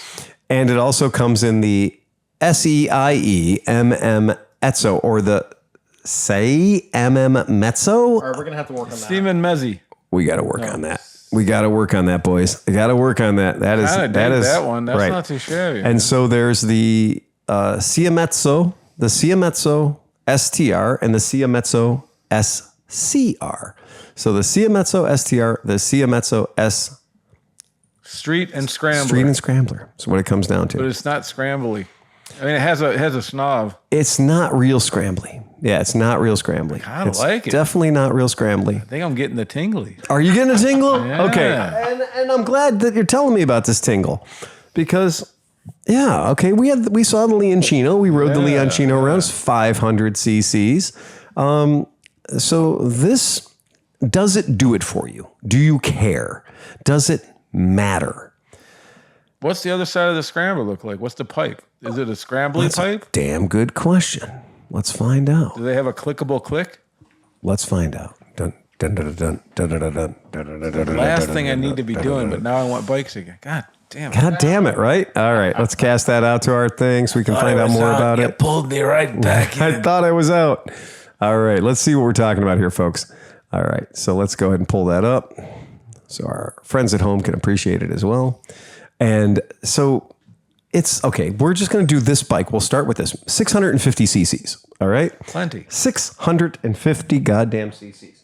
So 650 cc's. Is that a twin? It sure looks like a twin. Okay.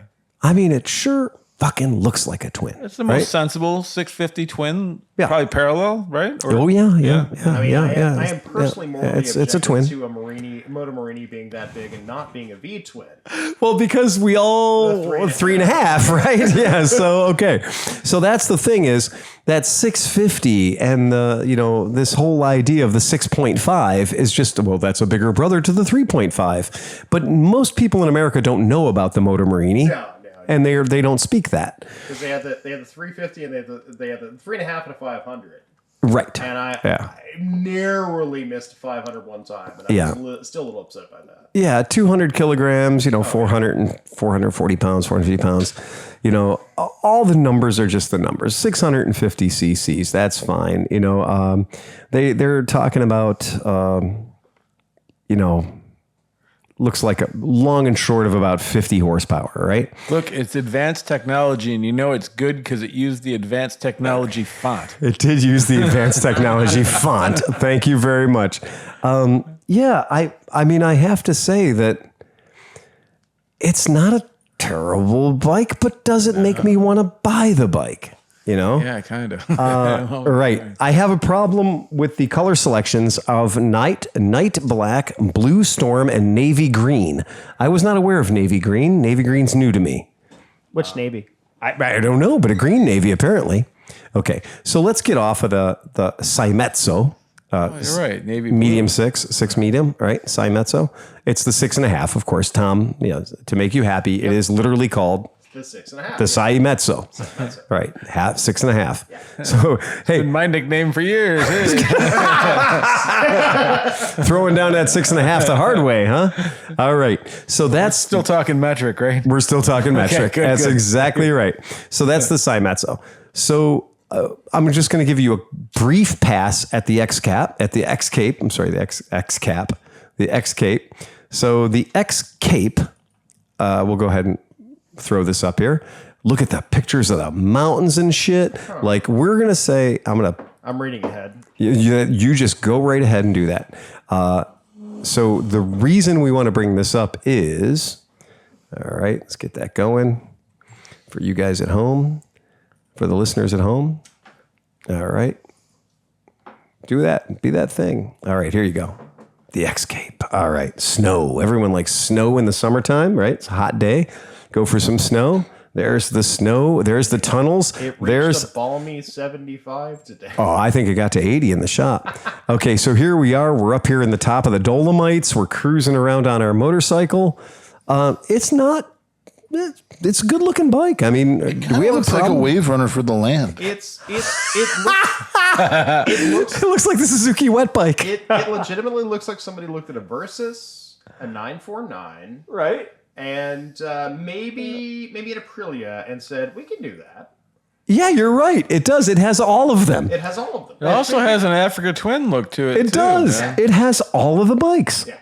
But That's why it looks familiar and yet new. It's exactly. There's something about this bike I like. Oh my gosh. And there's something about this bike that's new and foreign to me. Yeah. And unlike the TRK 502 from QJ, this is a 650. What was the movie? Was it Delta Force? Or some shit when the motorcycles had the big fenders that covered the wheels and they were dirt.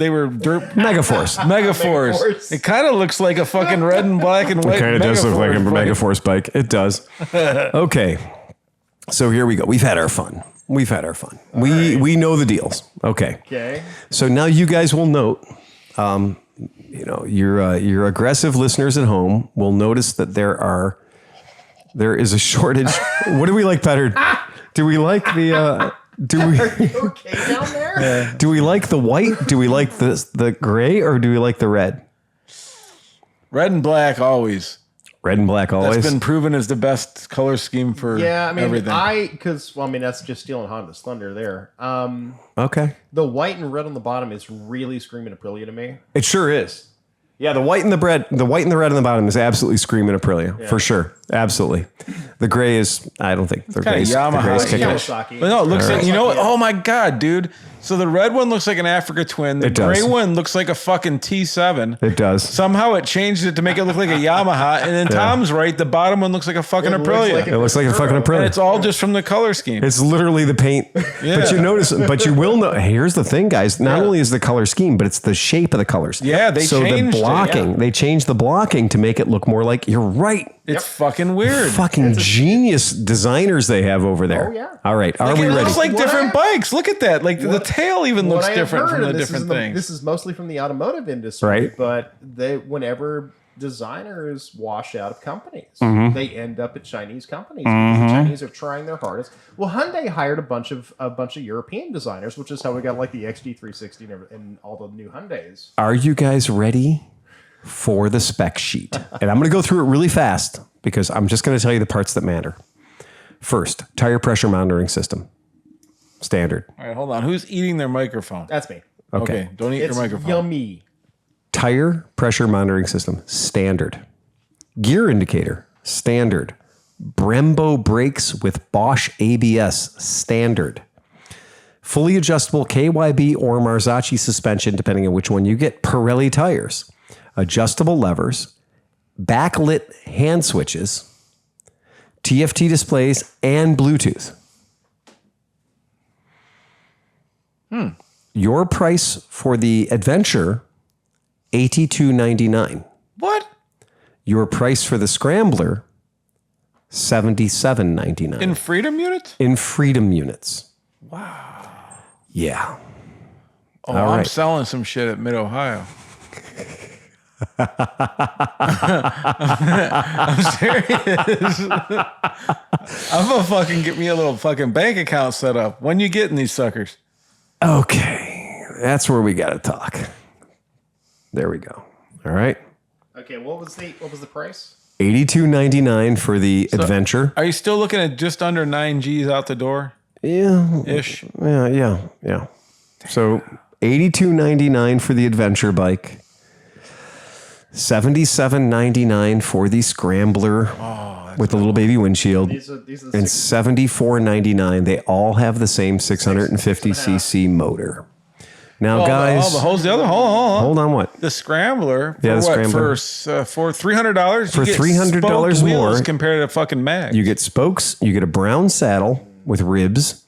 You get a little baby windshield. And you get different mirrors and different handlebars. The weird part, though, is it's ribbed for his pleasure because where she sits, it's smooth. It's smooth. Yeah. So, I mean, of course, in my market, I would probably, I did not have a good time trying to sell the Benelli TRK 502. Yeah. That was a challenge. I'm very glad I got away with it. I have concerns. I have concerns too, Tom. Tell me about your concerns. Well, you're talking about a 650 adventure bike. I am. Parallel twin. $9,000 plus tax out the door.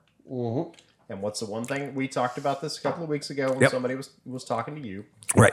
What sits exactly at the same price, that looks almost exactly the same, that does almost exactly the same, and has been in the market for A very long time. Versys? Versus 650. Oh, and how much is the Versys, Tom? Let's see here. MSRP is drum roll $88.99 to $90.99. Oh. So you were hitting the Versys right here. $600 less than the Versys. But isn't this more dirt oriented compared to the Versys? Versys is pretty fucking cool. I mean, how about I love what's a V-Strom go for? Who can tell me what a V-Strom About is? the same, 69. 650 is going to be about the same price. Yeah, 69.7. So that's the issue here is you're breaking into a market that's already saturated. V-Strom? Versys. But I think you got to look at the specs. I remember reading about this. How much is the Tenere? What's the Tenere 700? $89.04 for the V-Strom. They're 13 grand. Okay. I think. So you were literally dabbling in a market that is already saturated. But see, I think you guys aren't comparing the bikes to bikes. I think if you look at the specs, I think this thing is way more dirt bikey than what you got the other bikes you're talking about. John's Versys is awesome for the way we ride. It's right. like the perfect bike for doing stuff like that, but you're not jumping the thing and taking it off road. Right. I honestly think this thing is more of an off road bike. I'm going to blow you out of the water. V-Strom 650 is $8,900. V-Strom 650, the thing you got to measure everything against, is $8,904. And $8,904 is about $700 more, $600 more than this Moto Marini. Despite the Italian font, it is made in China. Damn. Damn. I'm going to say it. Yeah. And it's hard for me to say it. Yeah. It's hard for me to admit it. But there's one bike that beats all three of these. Yeah. And it comes in at the price. Yeah. And even makes KLR owners go, no, I'm doing that. The Royal Enfield Himalaya. Nope. Sorry, man. No way, dude. Nope. No way. No too much. Too many friends with blown head gaskets. Oh, they are still having the problems. Too many friends with and blown... the suspension, there's no way the suspension on the Himalaya was a fucking pogo stick. Close to that. And I'm not even really... I am also very critical of Royal Enfield. And the Royal Enfield is slow. Yeah, it's very underpowered. Really underpowered. And I did not have a good time riding the Royal Enfield No, nobody should. Himalaya. I was, and every time I caught This is her... for people that are too cheap to buy a KLR. And Yes, that's what it is. And every time I caught a reflection of myself in a street sign or something, like in a window, I'd look over and I'd see myself on the back of the Himalaya, and I'd be like, geez, you could have stolen a better looking motorcycle. It is not a handsome bike. It is not. And I will admit that these fucking things are... Well, they do look great. These like are I said, good looking. it's a cheap Dosadura. It is. It is. Oh, fuck me, Ron. I mean, it's a good looking bike. It's a hard hill to climb if this is the way to go. Yeah, it is. But dude, listen to this. If the performance is within 10% of any of the bikes you mentioned, yes, this fucking thing, look at it. It's like you went to the fucking strip club and you get to take the stripper home and fucking all the normal wives are like, fuck, what are you doing? Like, but this is the new girl. I gotta say, It really knows. I mean, okay. So here's the problem, right? So let's translate that into our world where we sit right now today. Okay. Mm-hmm. I can't buy one of these. They won't let me just buy one of them. Yeah. I could put on my best negotiating hat and tell my guy to send me one for testing purposes, and I don't think he will. I really don't think he will. I got to buy 6 of them. And I got to buy... All together or each model? I got to buy 6 total. I got to buy 2 of each model. Well, I can tell you, when it comes to 2 of the Escape, that's not going to be a problem. And I got to buy 2 of the Scramblers. That's not that bad of a problem. Yeah, but I got to buy 2 of those street things with the mag wheels, and that's kind of a problem. Because I can tell you that I can sell the Escape at $82.99. Yeah, that's not a problem. Sleepy's already got a boner for it. See, right? There's one. Right. He's already bought one of them. Hofford will buy the other one, even though he's not riding. He just buys dumb stuff all the time. Okay, but then when it comes to the Scrambler and the other one, those are going to be the ones that no dealer is going to be able to sell real easily. So those are my issues. I like the Scrambler. I like the Scrambler too. I do like the Scrambler. It's even got a butt schnabel. It does have a butt schnabel. Well, that's the Euro rear impact James Bond protection. But I do, man, I gotta say, like, I kind of like the Escape. I kind of like it. I think it's So good. how come the Escape doesn't have to have the butt bubble? I don't know if it has to. I don't know if it's going to come with one. I don't know. But what I can tell you is a lot of the bikes do come with the butt bumper. Yeah, a lot of bikes these days comes with the butt bumper. So yeah, the Escape is a good looking bike, and it has the word Moto Morini on it, even though that word should be translated from Mandarin. Okay, what about the specs though? What does that have? So you were talking about the It's got all the cool shit. V-Strom and all that. I think the V-Strom's what, 60 horsepower? Yeah. 62? Yeah, I think this is 55. All right, so it's Yeah. right in there. But what's the weight of it? It's right in there. I think the weight on this is going to be 4 1/4. See, that's lighter, man. Well, I'm sorry. I think the Scrambler was 4 1/4. I think this one's probably going to be a little heavier, but yeah, this is going to be a tough one, boys. This is going to be a tough one. See, I think you got to do more research. I think I swear I read an article on Adventure Rider where this thing is way more like an actual adventure bike. It's way more set up for like 50-50 riding. Yeah. Okay, they say this is 61 Hspurs. Okay, 61 Hspurs. It looks like, unfortunately, it gives you the same. It says 45 up here. It says 45, and then it says 56, 45 kilowatts at 8,500 RPM. Then it says 56 kilowatts at 8,500 RPM. That's the same thing. Why would you tell me two different things? That makes no sense. I don't understand that. It makes no sense to me. More parameters. Let's try more parameters. We'll see where more parameters takes us. Okay, so they call it Escape Adventuring. All right. Is some Chinese stuff coming here? You know, we're getting a whiff of Chinese. They got a bunch of luggage that they don't give you as part of the initial purchase price. You got to buy into that separately, which is no problem. All right, here we go. Get on your metric hat. 213 kilograms. Fuel tank capacity, 18 liters. It's got 190 millimeters of ground clearance. That's fine. It does have a steel tube frame. That's fine. Aluminum swing arm. Fine. Big honking 300 millimeter front discs, give or take. Yeah, I mean, all that looks good. I don't have any problem with that. What's 213 kilos in common language? I don't know. Why is it so hard to fucking rationalize? My brain doesn't work like that. I'm not. I've got it down and dirty. I said 450. It's 469. So it's 469 funts. So 469 pounds, and that's for the big one. That's pretty good. 469 pounds for a 650. Yeah, it's not bad at all. It's not bad. That's cool. Euro 5 emissions for anybody who cares about that sort of thing. It's not terrible. It's not bad. So the big question is, and does come back to the big question, is $8,300. Now I told you I'm 2.5. Yeah. So it's a Zenon build It is a Xenon. Yeah. with a CF Moto engine. Yeah. What? Wait. Really? Yeah.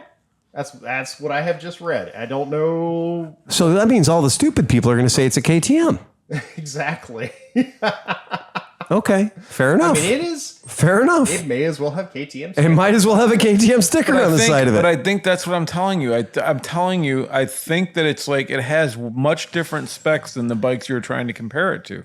I think it is more like a That might be the thing, KTM. is I think you're right. Yeah, dude. I remember reading this article about how this bike is a badass bike, and they weren't sure if it was coming. I mean, this article was a long time ago. It was a couple years ago. Yeah. Because they weren't sure if these bikes were going to make it to fucking America. And KTM is CF Moto. Yeah.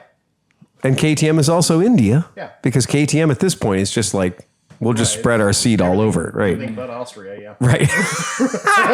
God forbid, man. We don't want God to. forbid It's we go to expensive, Austria, yeah. and they don't let us ride in the dirt there. Oh, no. So Austria is not a friendly place to be a dirt bike guy.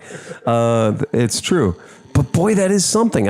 Maybe this is an overpowered, like the SWMs and other bikes that are just extremely overpowered, and but still built in China. You know, and that's the thing is. Oh man. 10 years ago, 15 years ago, if you'd have told me CF Moto, I would have laughed at you. Believe me, there was no way a CF Moto was getting into my shop 10 years ago. Like fashion, there's no way. Place, and I'm like, no. Yeah, no, there is. But over the years, we learned how to hate on CF Moto hard. when I left New Orleans, NOPD had just picked up I think it was a Kimco, but it was a CF Moto powered Kimco side by side, and they were totally testing it for destruction because that's what you do. And in New Orleans, you're gonna break everything. Yep.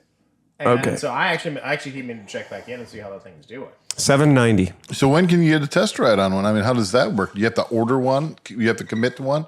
What if you get it and it sucks and you just want to say, you know what? No, come get it, send it back. That's real, and that's a thing. And dealers these days, 2 years ago, 3 years ago, you'd order it, you knew you had it sold no matter what it was. All of the dealers, Johnny K's Power Sports, they were out of all the major brands, but they had CF Motos. And so people bought CF Motos. So you sold the bike that even you had to hold your nose when you're selling it, or maybe a bike that wasn't your main jam. But now that's not the case. Now we are going to have some problem bikes, and we're going to get back into that phase where, God damn it, I don't want to give away a Benelli TRK 502X. I don't want to give it away. I don't want to lose money on it just because Americans didn't find the utility behind a 500cc adventure bike that was wider than a BMW GSA, right? And they didn't find the utility of buying a bike that, once you put all the boxes on it, was equivalent to a 4x8 sheet of plywood going down the road at 80 miles an hour. You couldn't buy enough horsepower to move it. So this is that thing. Do you, as a dealer, do you feel like it's a good time to invest? Well, no, Phil, I'm not a dealer. I know. But do you feel like it's a good time to invest $50,000? What? Because you got to buy 6 of them. No way. Wait, you forgot. For fuck's sake. All the bikes come with a 3-year unlimited mileage warranty. That's pretty good. Dude, I think the two are sexy enough that they're gone. Right. They're fucking sold. Yeah, so basically that's the way it always works. In all these deals and all these things I've ever done in my entire history as a dealer, there's always 2 of them that you're like, I'll sell the piss out of those. When we were signing up to be when they were trying to get us to sign up to be a KTM dealer, thank God I didn't do that. But I was like, yeah, send me as many of the Dukes as you want to send me. I'll take all those. And they were like, no, you have to take all 36 bikes. What? Why does KTM have 36 bikes? Oh, it turns out KTM has 36 bikes. Oh, yeah. They got the 6 days, the fucking Enduros, the fucking... They've got 12 bikes under 100 cc's. That's a lot of crankshaft bearings you have to replace. And this is... And when we signed, when Ducati wanted us to sign up with them, I said, great, I'll take 40 Scramblers. And they will, no, forever. Ducati Scrambler is not Ducati. That's Scrambler. Well, yeah, it's a Kemco. It actually is a good bike. Scrambler is their own brand. So they're actually cutting you a break that they're only making it by 6. Yes. Oh, yeah. Yeah, they are. And so that is the first time in a long time I've run into an OEM or a distributor that's not kicking the door down by saying they need a 24 bike order. Right. Well, they want to get their name out there. I think. Maybe that's what it is. Now, do you really think if you went back and said, listen, I'll take 6, but I want 3 and 3 of these 2 and not that one, they'd say no? We don't know. Now, the good news is I'm not going to mention any names, but the guy who's the rep for this is a guy who used to be my rep for another company, and I absolutely worship the ground he walks on. He is a fantastic rep. The guy is a straight up hero when it comes to a rep. And if the fact that he's working for them says a lot. It says a lot. No, he's not working for Hero. He's working for... No, he's working for Motor Marini USA. Not Hero. And whoever Motor Marini, and that's the other thing too. We don't know. We don't know how the setup is from this particular distributor. Is this the only product they're bringing in?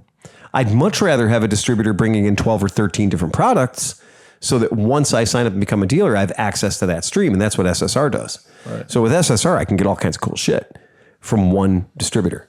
And they're not leaning on me too hard. On this one, on these things, what you got to watch out for is you got to watch like the little stuff, like the diagnostic stuff. So you might have to have a subscription for the diagnostic software.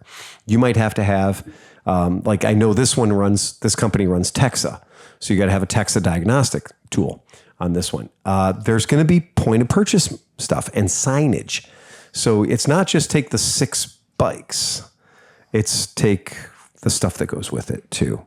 And that's where it can Phil, this is a relationship. It is a relationship, John. That's right. It is a relationship. Cool name, though. You know, you're not sticking a CF Moto sign out there. Well, again, and that was one of the tough things is, Benelli went from being like, Benelli's here, Benelli's great, we're selling Benellis, and everybody's loving Benellis. And we sold the piss out of some Benellis, and we still love Benellis, and we enjoy them.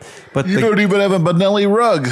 But the Benelli is now, the Benelli distributor is now QJ, and they're spinning Benelli off into Benelli Keyway, which they haven't approached me yet about having a U.S. distributor for Benelli Keyway, because they're still probably working on that.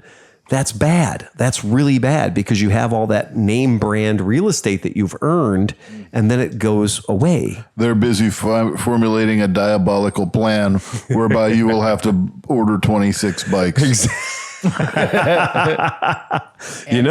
we can get them to order, get them to order 26 bikes, and then next year make them order 26 more because we changed the partnership, then that's a real thing that people Every should year worry about. you must sell twice as many bikes as you sold last year. That's the Piaggio marketing plan. I was going to say, that's Piaggio. We've been doing that for 22 years. Yeah, nothing about that shocks me.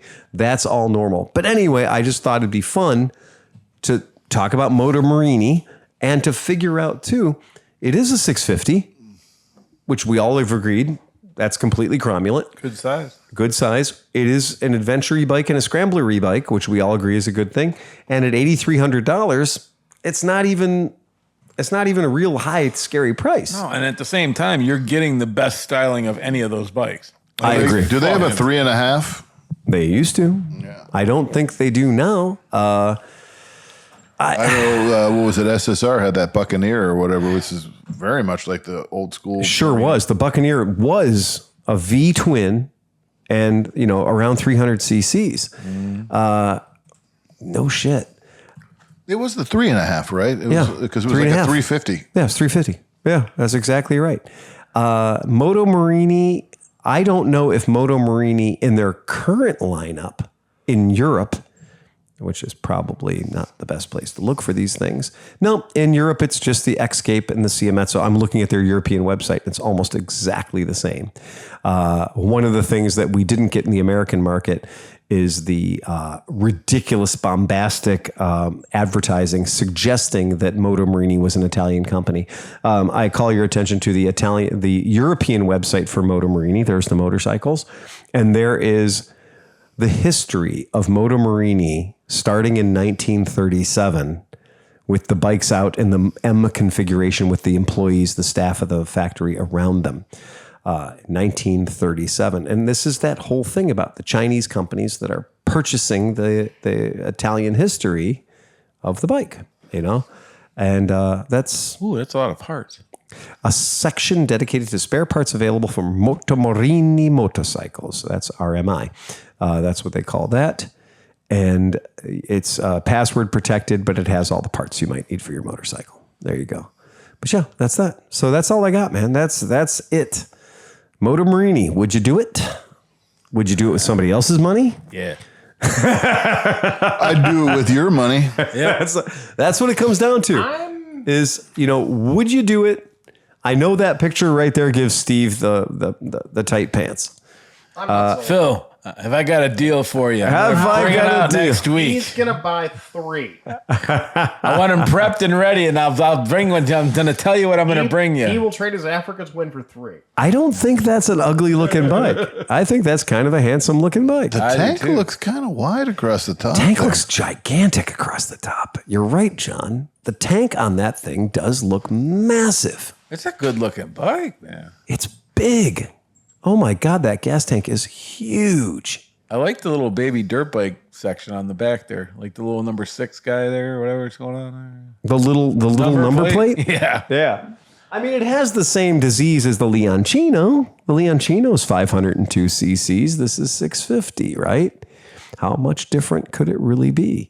I don't have any problem with that. I'm going to pull that picture up for the listeners at home so they can see that picture of that Scrambler. Because that Scrambler's kind of, there's the street bike, there's the Scrambler. Well, here's the other thing, though. Is the guy riding it 5'3"?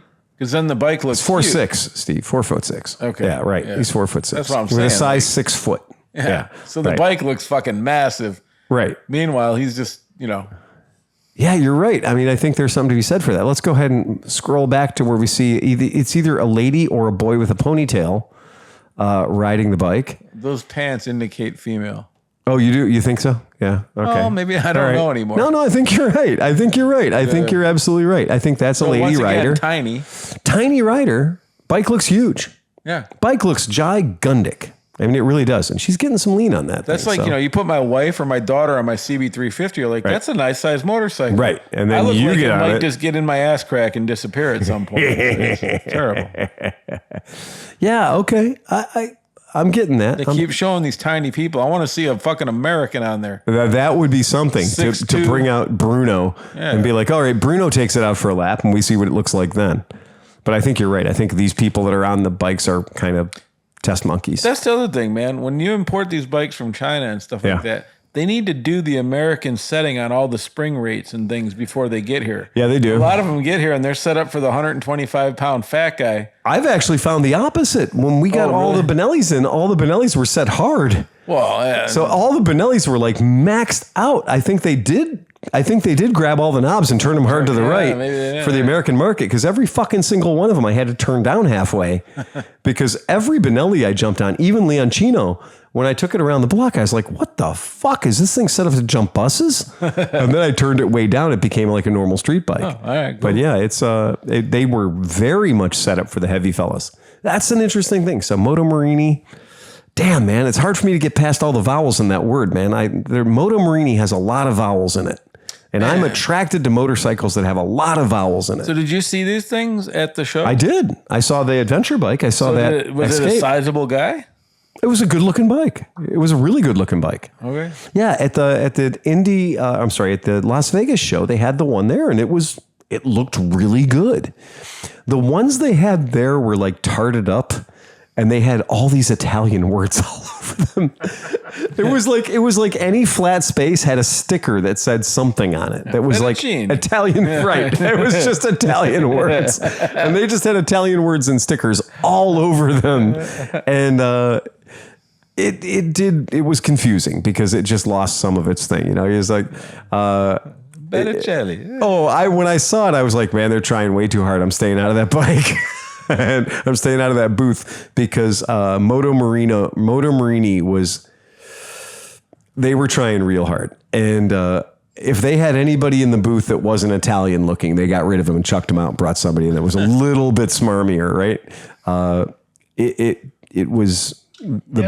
No. Talk with your hands more. Yes, that was a big part of that, and it was also that everything in the booth was red, white, and green, and including like big banners and shit above the booth were red, white, and green, and like everything about it was like if you didn't know it, you'd swear you were in Tuscany, but you were in the Tuscany region of China. It was not. Given how they build things, there probably is one.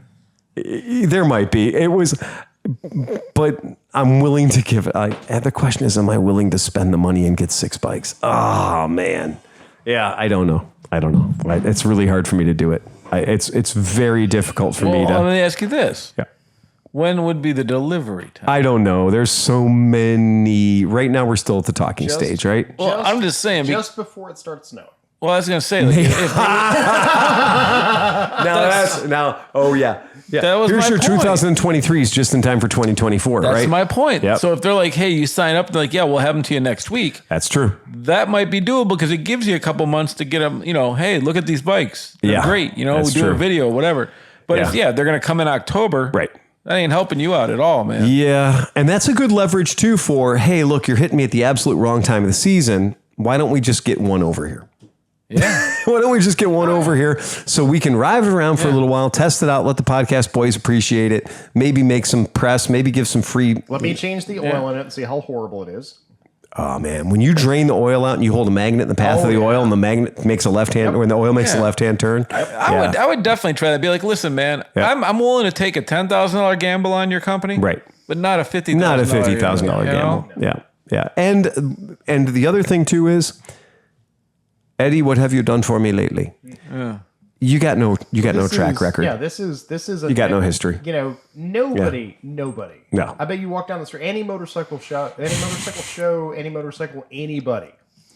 Nobody has heard the name Moto Morini. No, in years. no. If they did. They might remember the 3.5, and they're definitely going to remember the moped. But beyond that, No, they're not gonna remember remembering Moto Morini. anything. That name they has make no them sway in the United States. Isn't there like a little fucking like 35 or 50 cc Motor Marini fucking like Yeah. Oh yeah, no, Moto Morini made all Right? kinds of, Yeah, just like all kinds of okay. little shit. Yeah. Moto Morini was basically Benelli. They did Yeah. everything.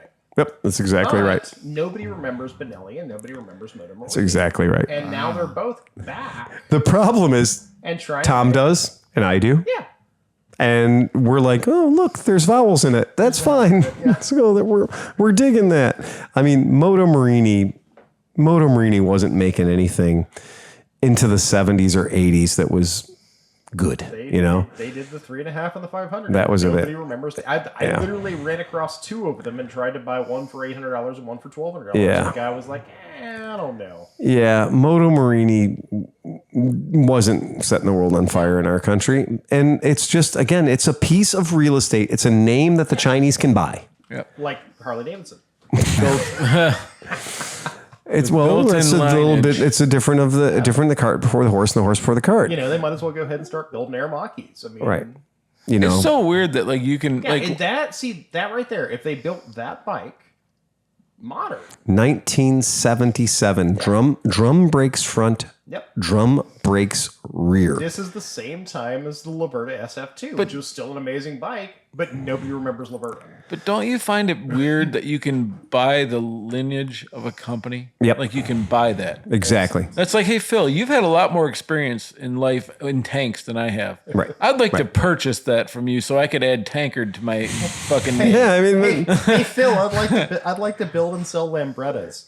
yeah. Well, what happened when somebody marries somebody with the last name of Hearst or Rockefeller or Right. Kennedy, right? Oh look. Okay. I mean, that is literally that is relationship by injection. Like, if you marry a woman whose name is going to be Kennedy, you're going to take her last name. Yeah, you are. Right? She's not going to become Cinch. You're going to become Kennedy. Ladies and potentially gentlemen, Right. I have nothing to do with the Penningtons of Northern England. This, I mean, but Much Marini, more so the Pennington Bear, though, or whatever.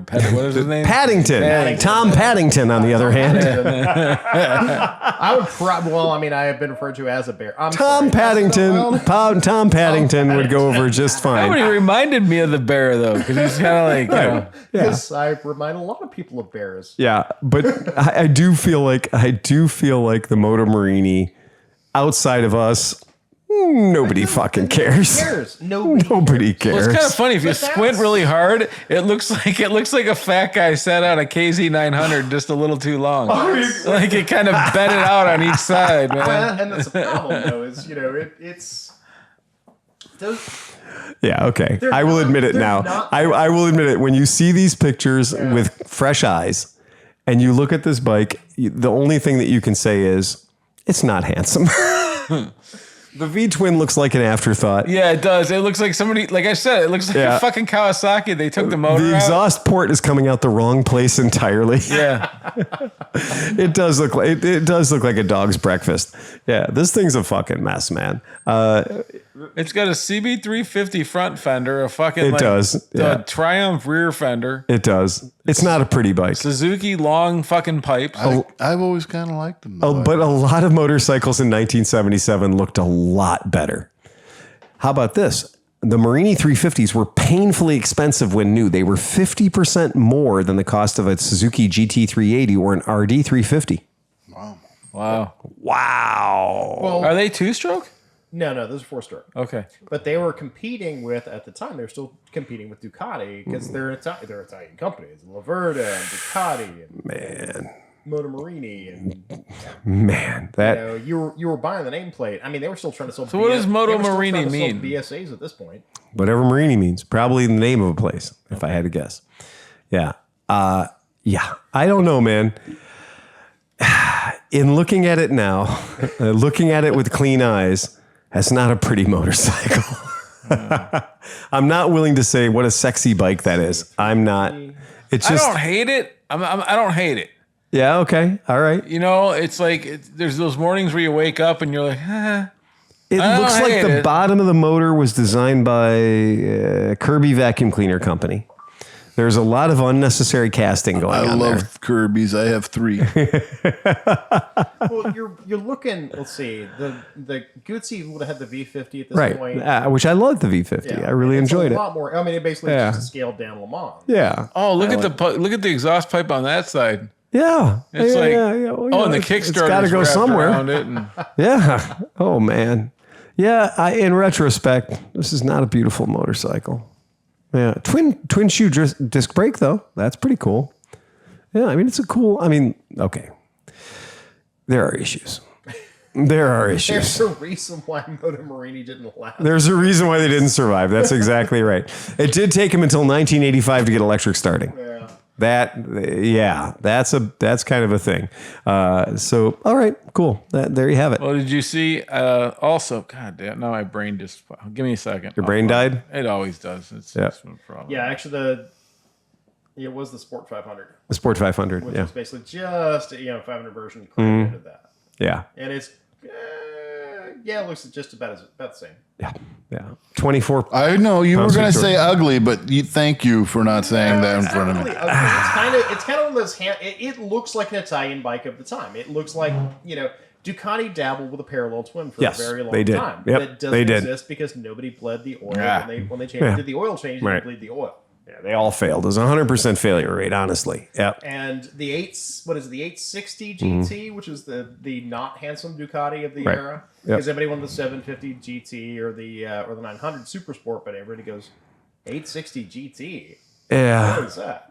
But that's the exact same thing you're looking at here. Is kind of a not really handsome Italian motor. Yeah, it does. It's not right. There's enough wrong with it that if you start really looking at it, you're like, oh yeah, okay, I got that. I see what they did there. All right. Yeah. So there you have it. Well, keep in mind this is also Moto Morini that built the 350 Cruiser we were laughing at a couple of. It is exactly, Yeah. and again, if you're going to be based on if you're going to be like, oh yeah, this is great, we should do, we're going to do a motorcycle, and we're going to do, let's call it the Gina Lollobrigida. And you're like, all right, that's cool. Okay, and we're going to follow it up with the Charles Nelson Riley. No, stop. Don't do that. And that's that thing about using Benelli as a name. You're kind of like, oh, yeah, Benelli. And then you go Moto Morini and you go, maybe not. Yeah. Maybe not. How about Moto Bacan? No, you can stop there. Stop. Just stop. Go back. Oh, what about Peugeot? They never even stopped. They're still garbage. Just stay away from them.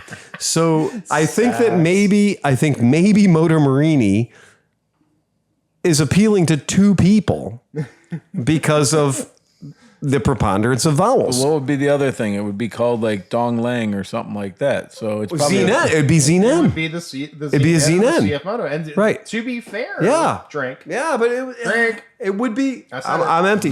But you know what? If it was a ZN, if it was a is ZN, building a name for themselves. They are building a name It's for like themselves. ZN is kind of but then that's what's going to happen, ZN Tom. and CF Moto. I'm going to sign up for these fucking things. I'm going to get them in my shop. I'm going to have a sign that says Moto Morini on it. And I'm going to have that sign, and then they're going to say, oh, yeah, well, now we're calling them ZNs. Yeah. Which is exactly what happened with SSR and QJ and Benelli.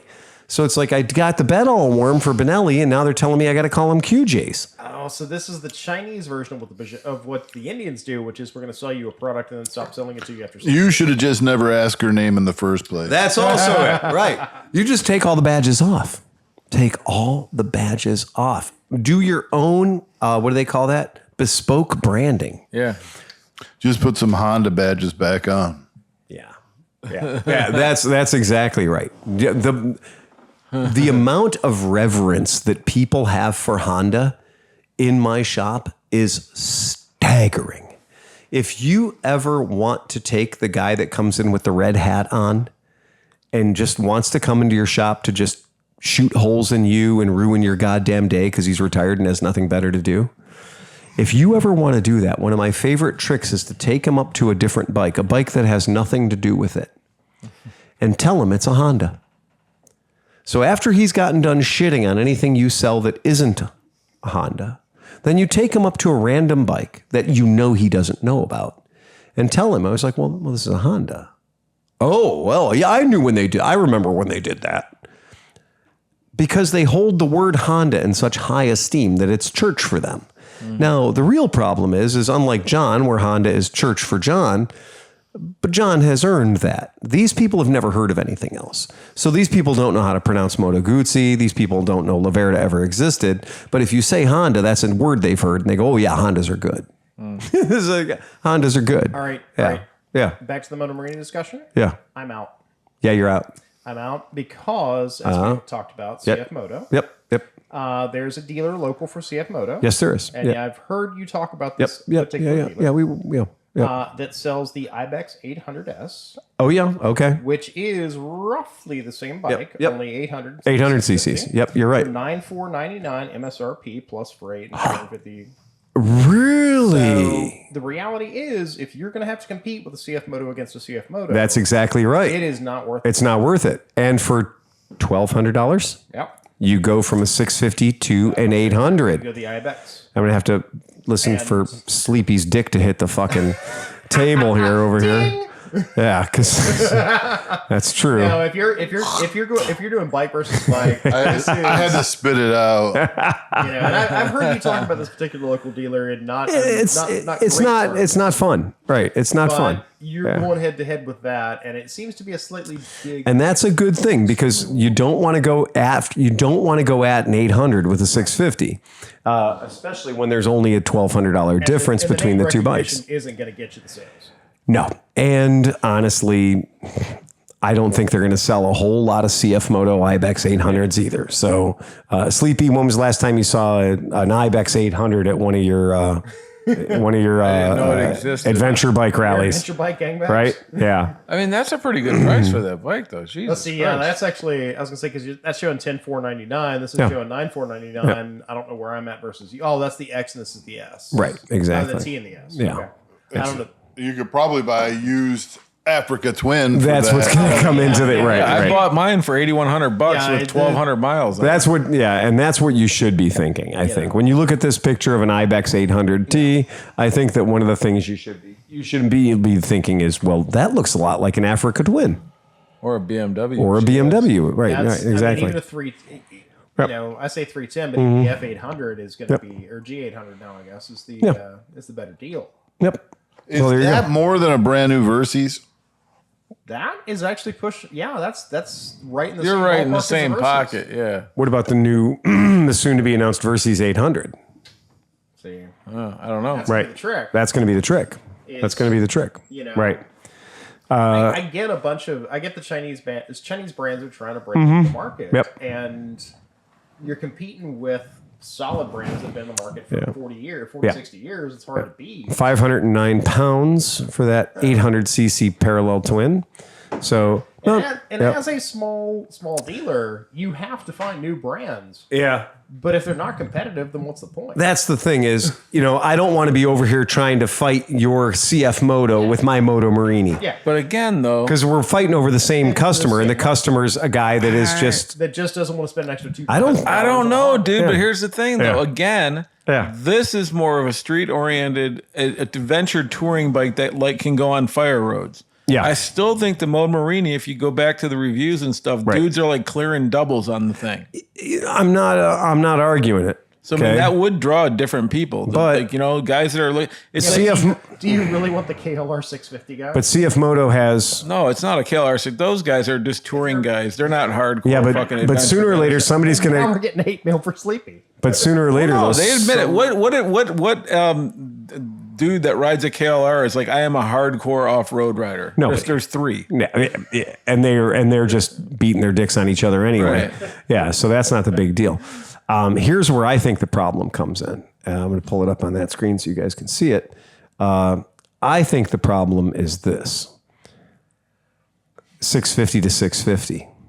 Now we got a $1,500 price gap. Yeah. So that's what dumb people do. Dumb people come into my shop and talk about parallel 650 versus parallel 650. But here's the fucked up thing. Yeah. How much was Dan's bike? It was like fucking $300 more. I think it might have been. Or was it 9,000 or was it 6,900? Oh, that's a great point. Oh my God. Because who wouldn't buy the Triumph over this fucking thing? Oh yeah. All right. Yeah. That's true. If you're talking about Because we've all ridden. Because look at the seat. $94.95, dude. $94.95. So that's $3,000 more. Okay. So the Triumph Tiger is $94.95, and this is $67.99 for the 650 Adventura. Which kind of looks like a Buell 11. What was it? It really looks like Dan's bike, just without the It lower does. wings. It does. Yeah, it does. But I guess the point being, now we are just saying, okay, now we have admitted that we're in a price war, Chinese bike versus Chinese bike. Yeah. And is that where you want to be as a dealership? That's certainly not where I want to be as a dealership, where I'm sitting there and a guy across town is willing to out Chinese me. Yeah. Because the customer who can be swayed by that is a bad customer. Right. That's a bad customer. That's a customer who is going to bitch about every $129 service you charge him. Right. You know? Pretty much every customer you have. No, John, I've got really good customers. They're We've kind of narrowed it down. We to should- really good I was going to say the best thing we did was fire half of our customers. We should go on a field trip. Raised one our day. prices, fired half our customers. Oh, nice. Yeah. We Best should go thing on a ever. field trip one day to where they sell these and see what they're like. We should. We Quality should. and We should look up there. Yeah. and Don't all- lick them though. and do all and do all the asshole customer things. What do you mean I can't run it around the parking lot? I'm not willing to do that. No, I believe in karma to a certain degree.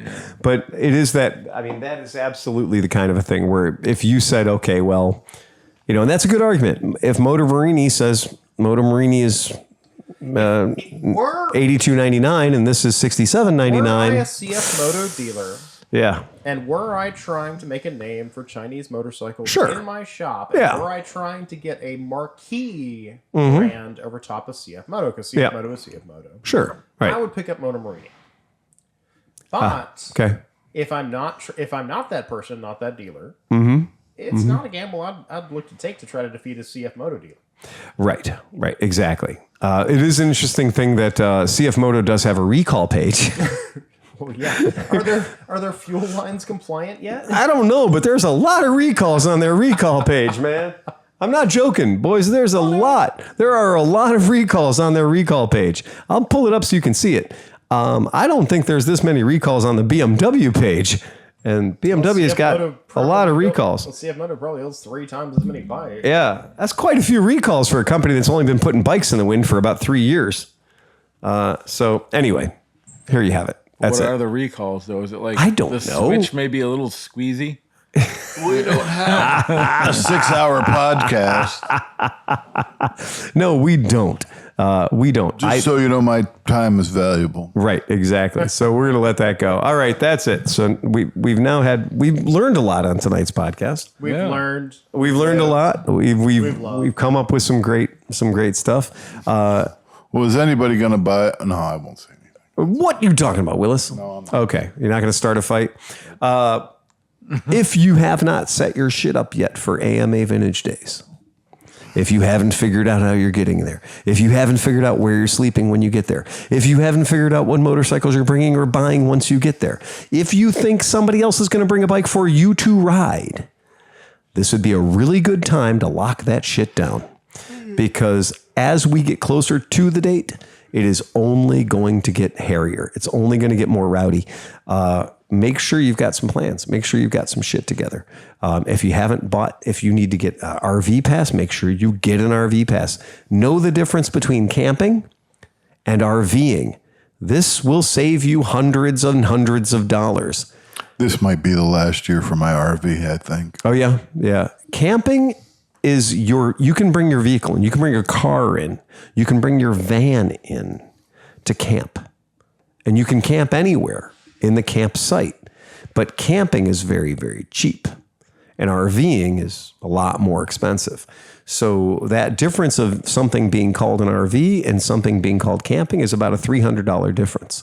So be aware of that. Make sure you've got your shit figured out.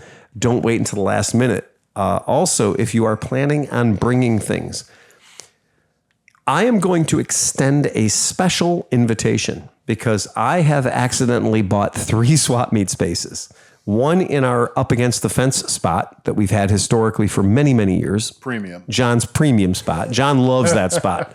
It is a good spot. I'm not lying to you. It's right against the fence. It's in high ground. You're never going to get swamped out. And then I bought 2 more spots just because they were available directly behind the AMA sign-in booth. Oh, so down in the Bowery. In the Bowery, but it's also Not the DMA side. directly across from the good bathrooms. Oh. I mean, this is as close as you can be to the good bathrooms and good showers in the swap meet.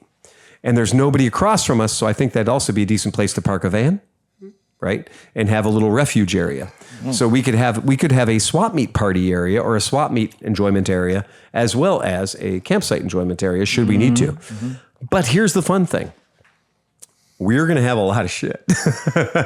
Tom knows because the pile keeps getting bigger. Yeah, no, I keep finding more and more things in the back of the shop. I'm like, no, this goes. This goes to AMA. No, so You need the old flatbed, like 20-foot long trailer just to. I think I'm going to do that. Yeah. So I think that's what I'm going to do. I think I'm going to do a weekend rental of a big ass flatbed.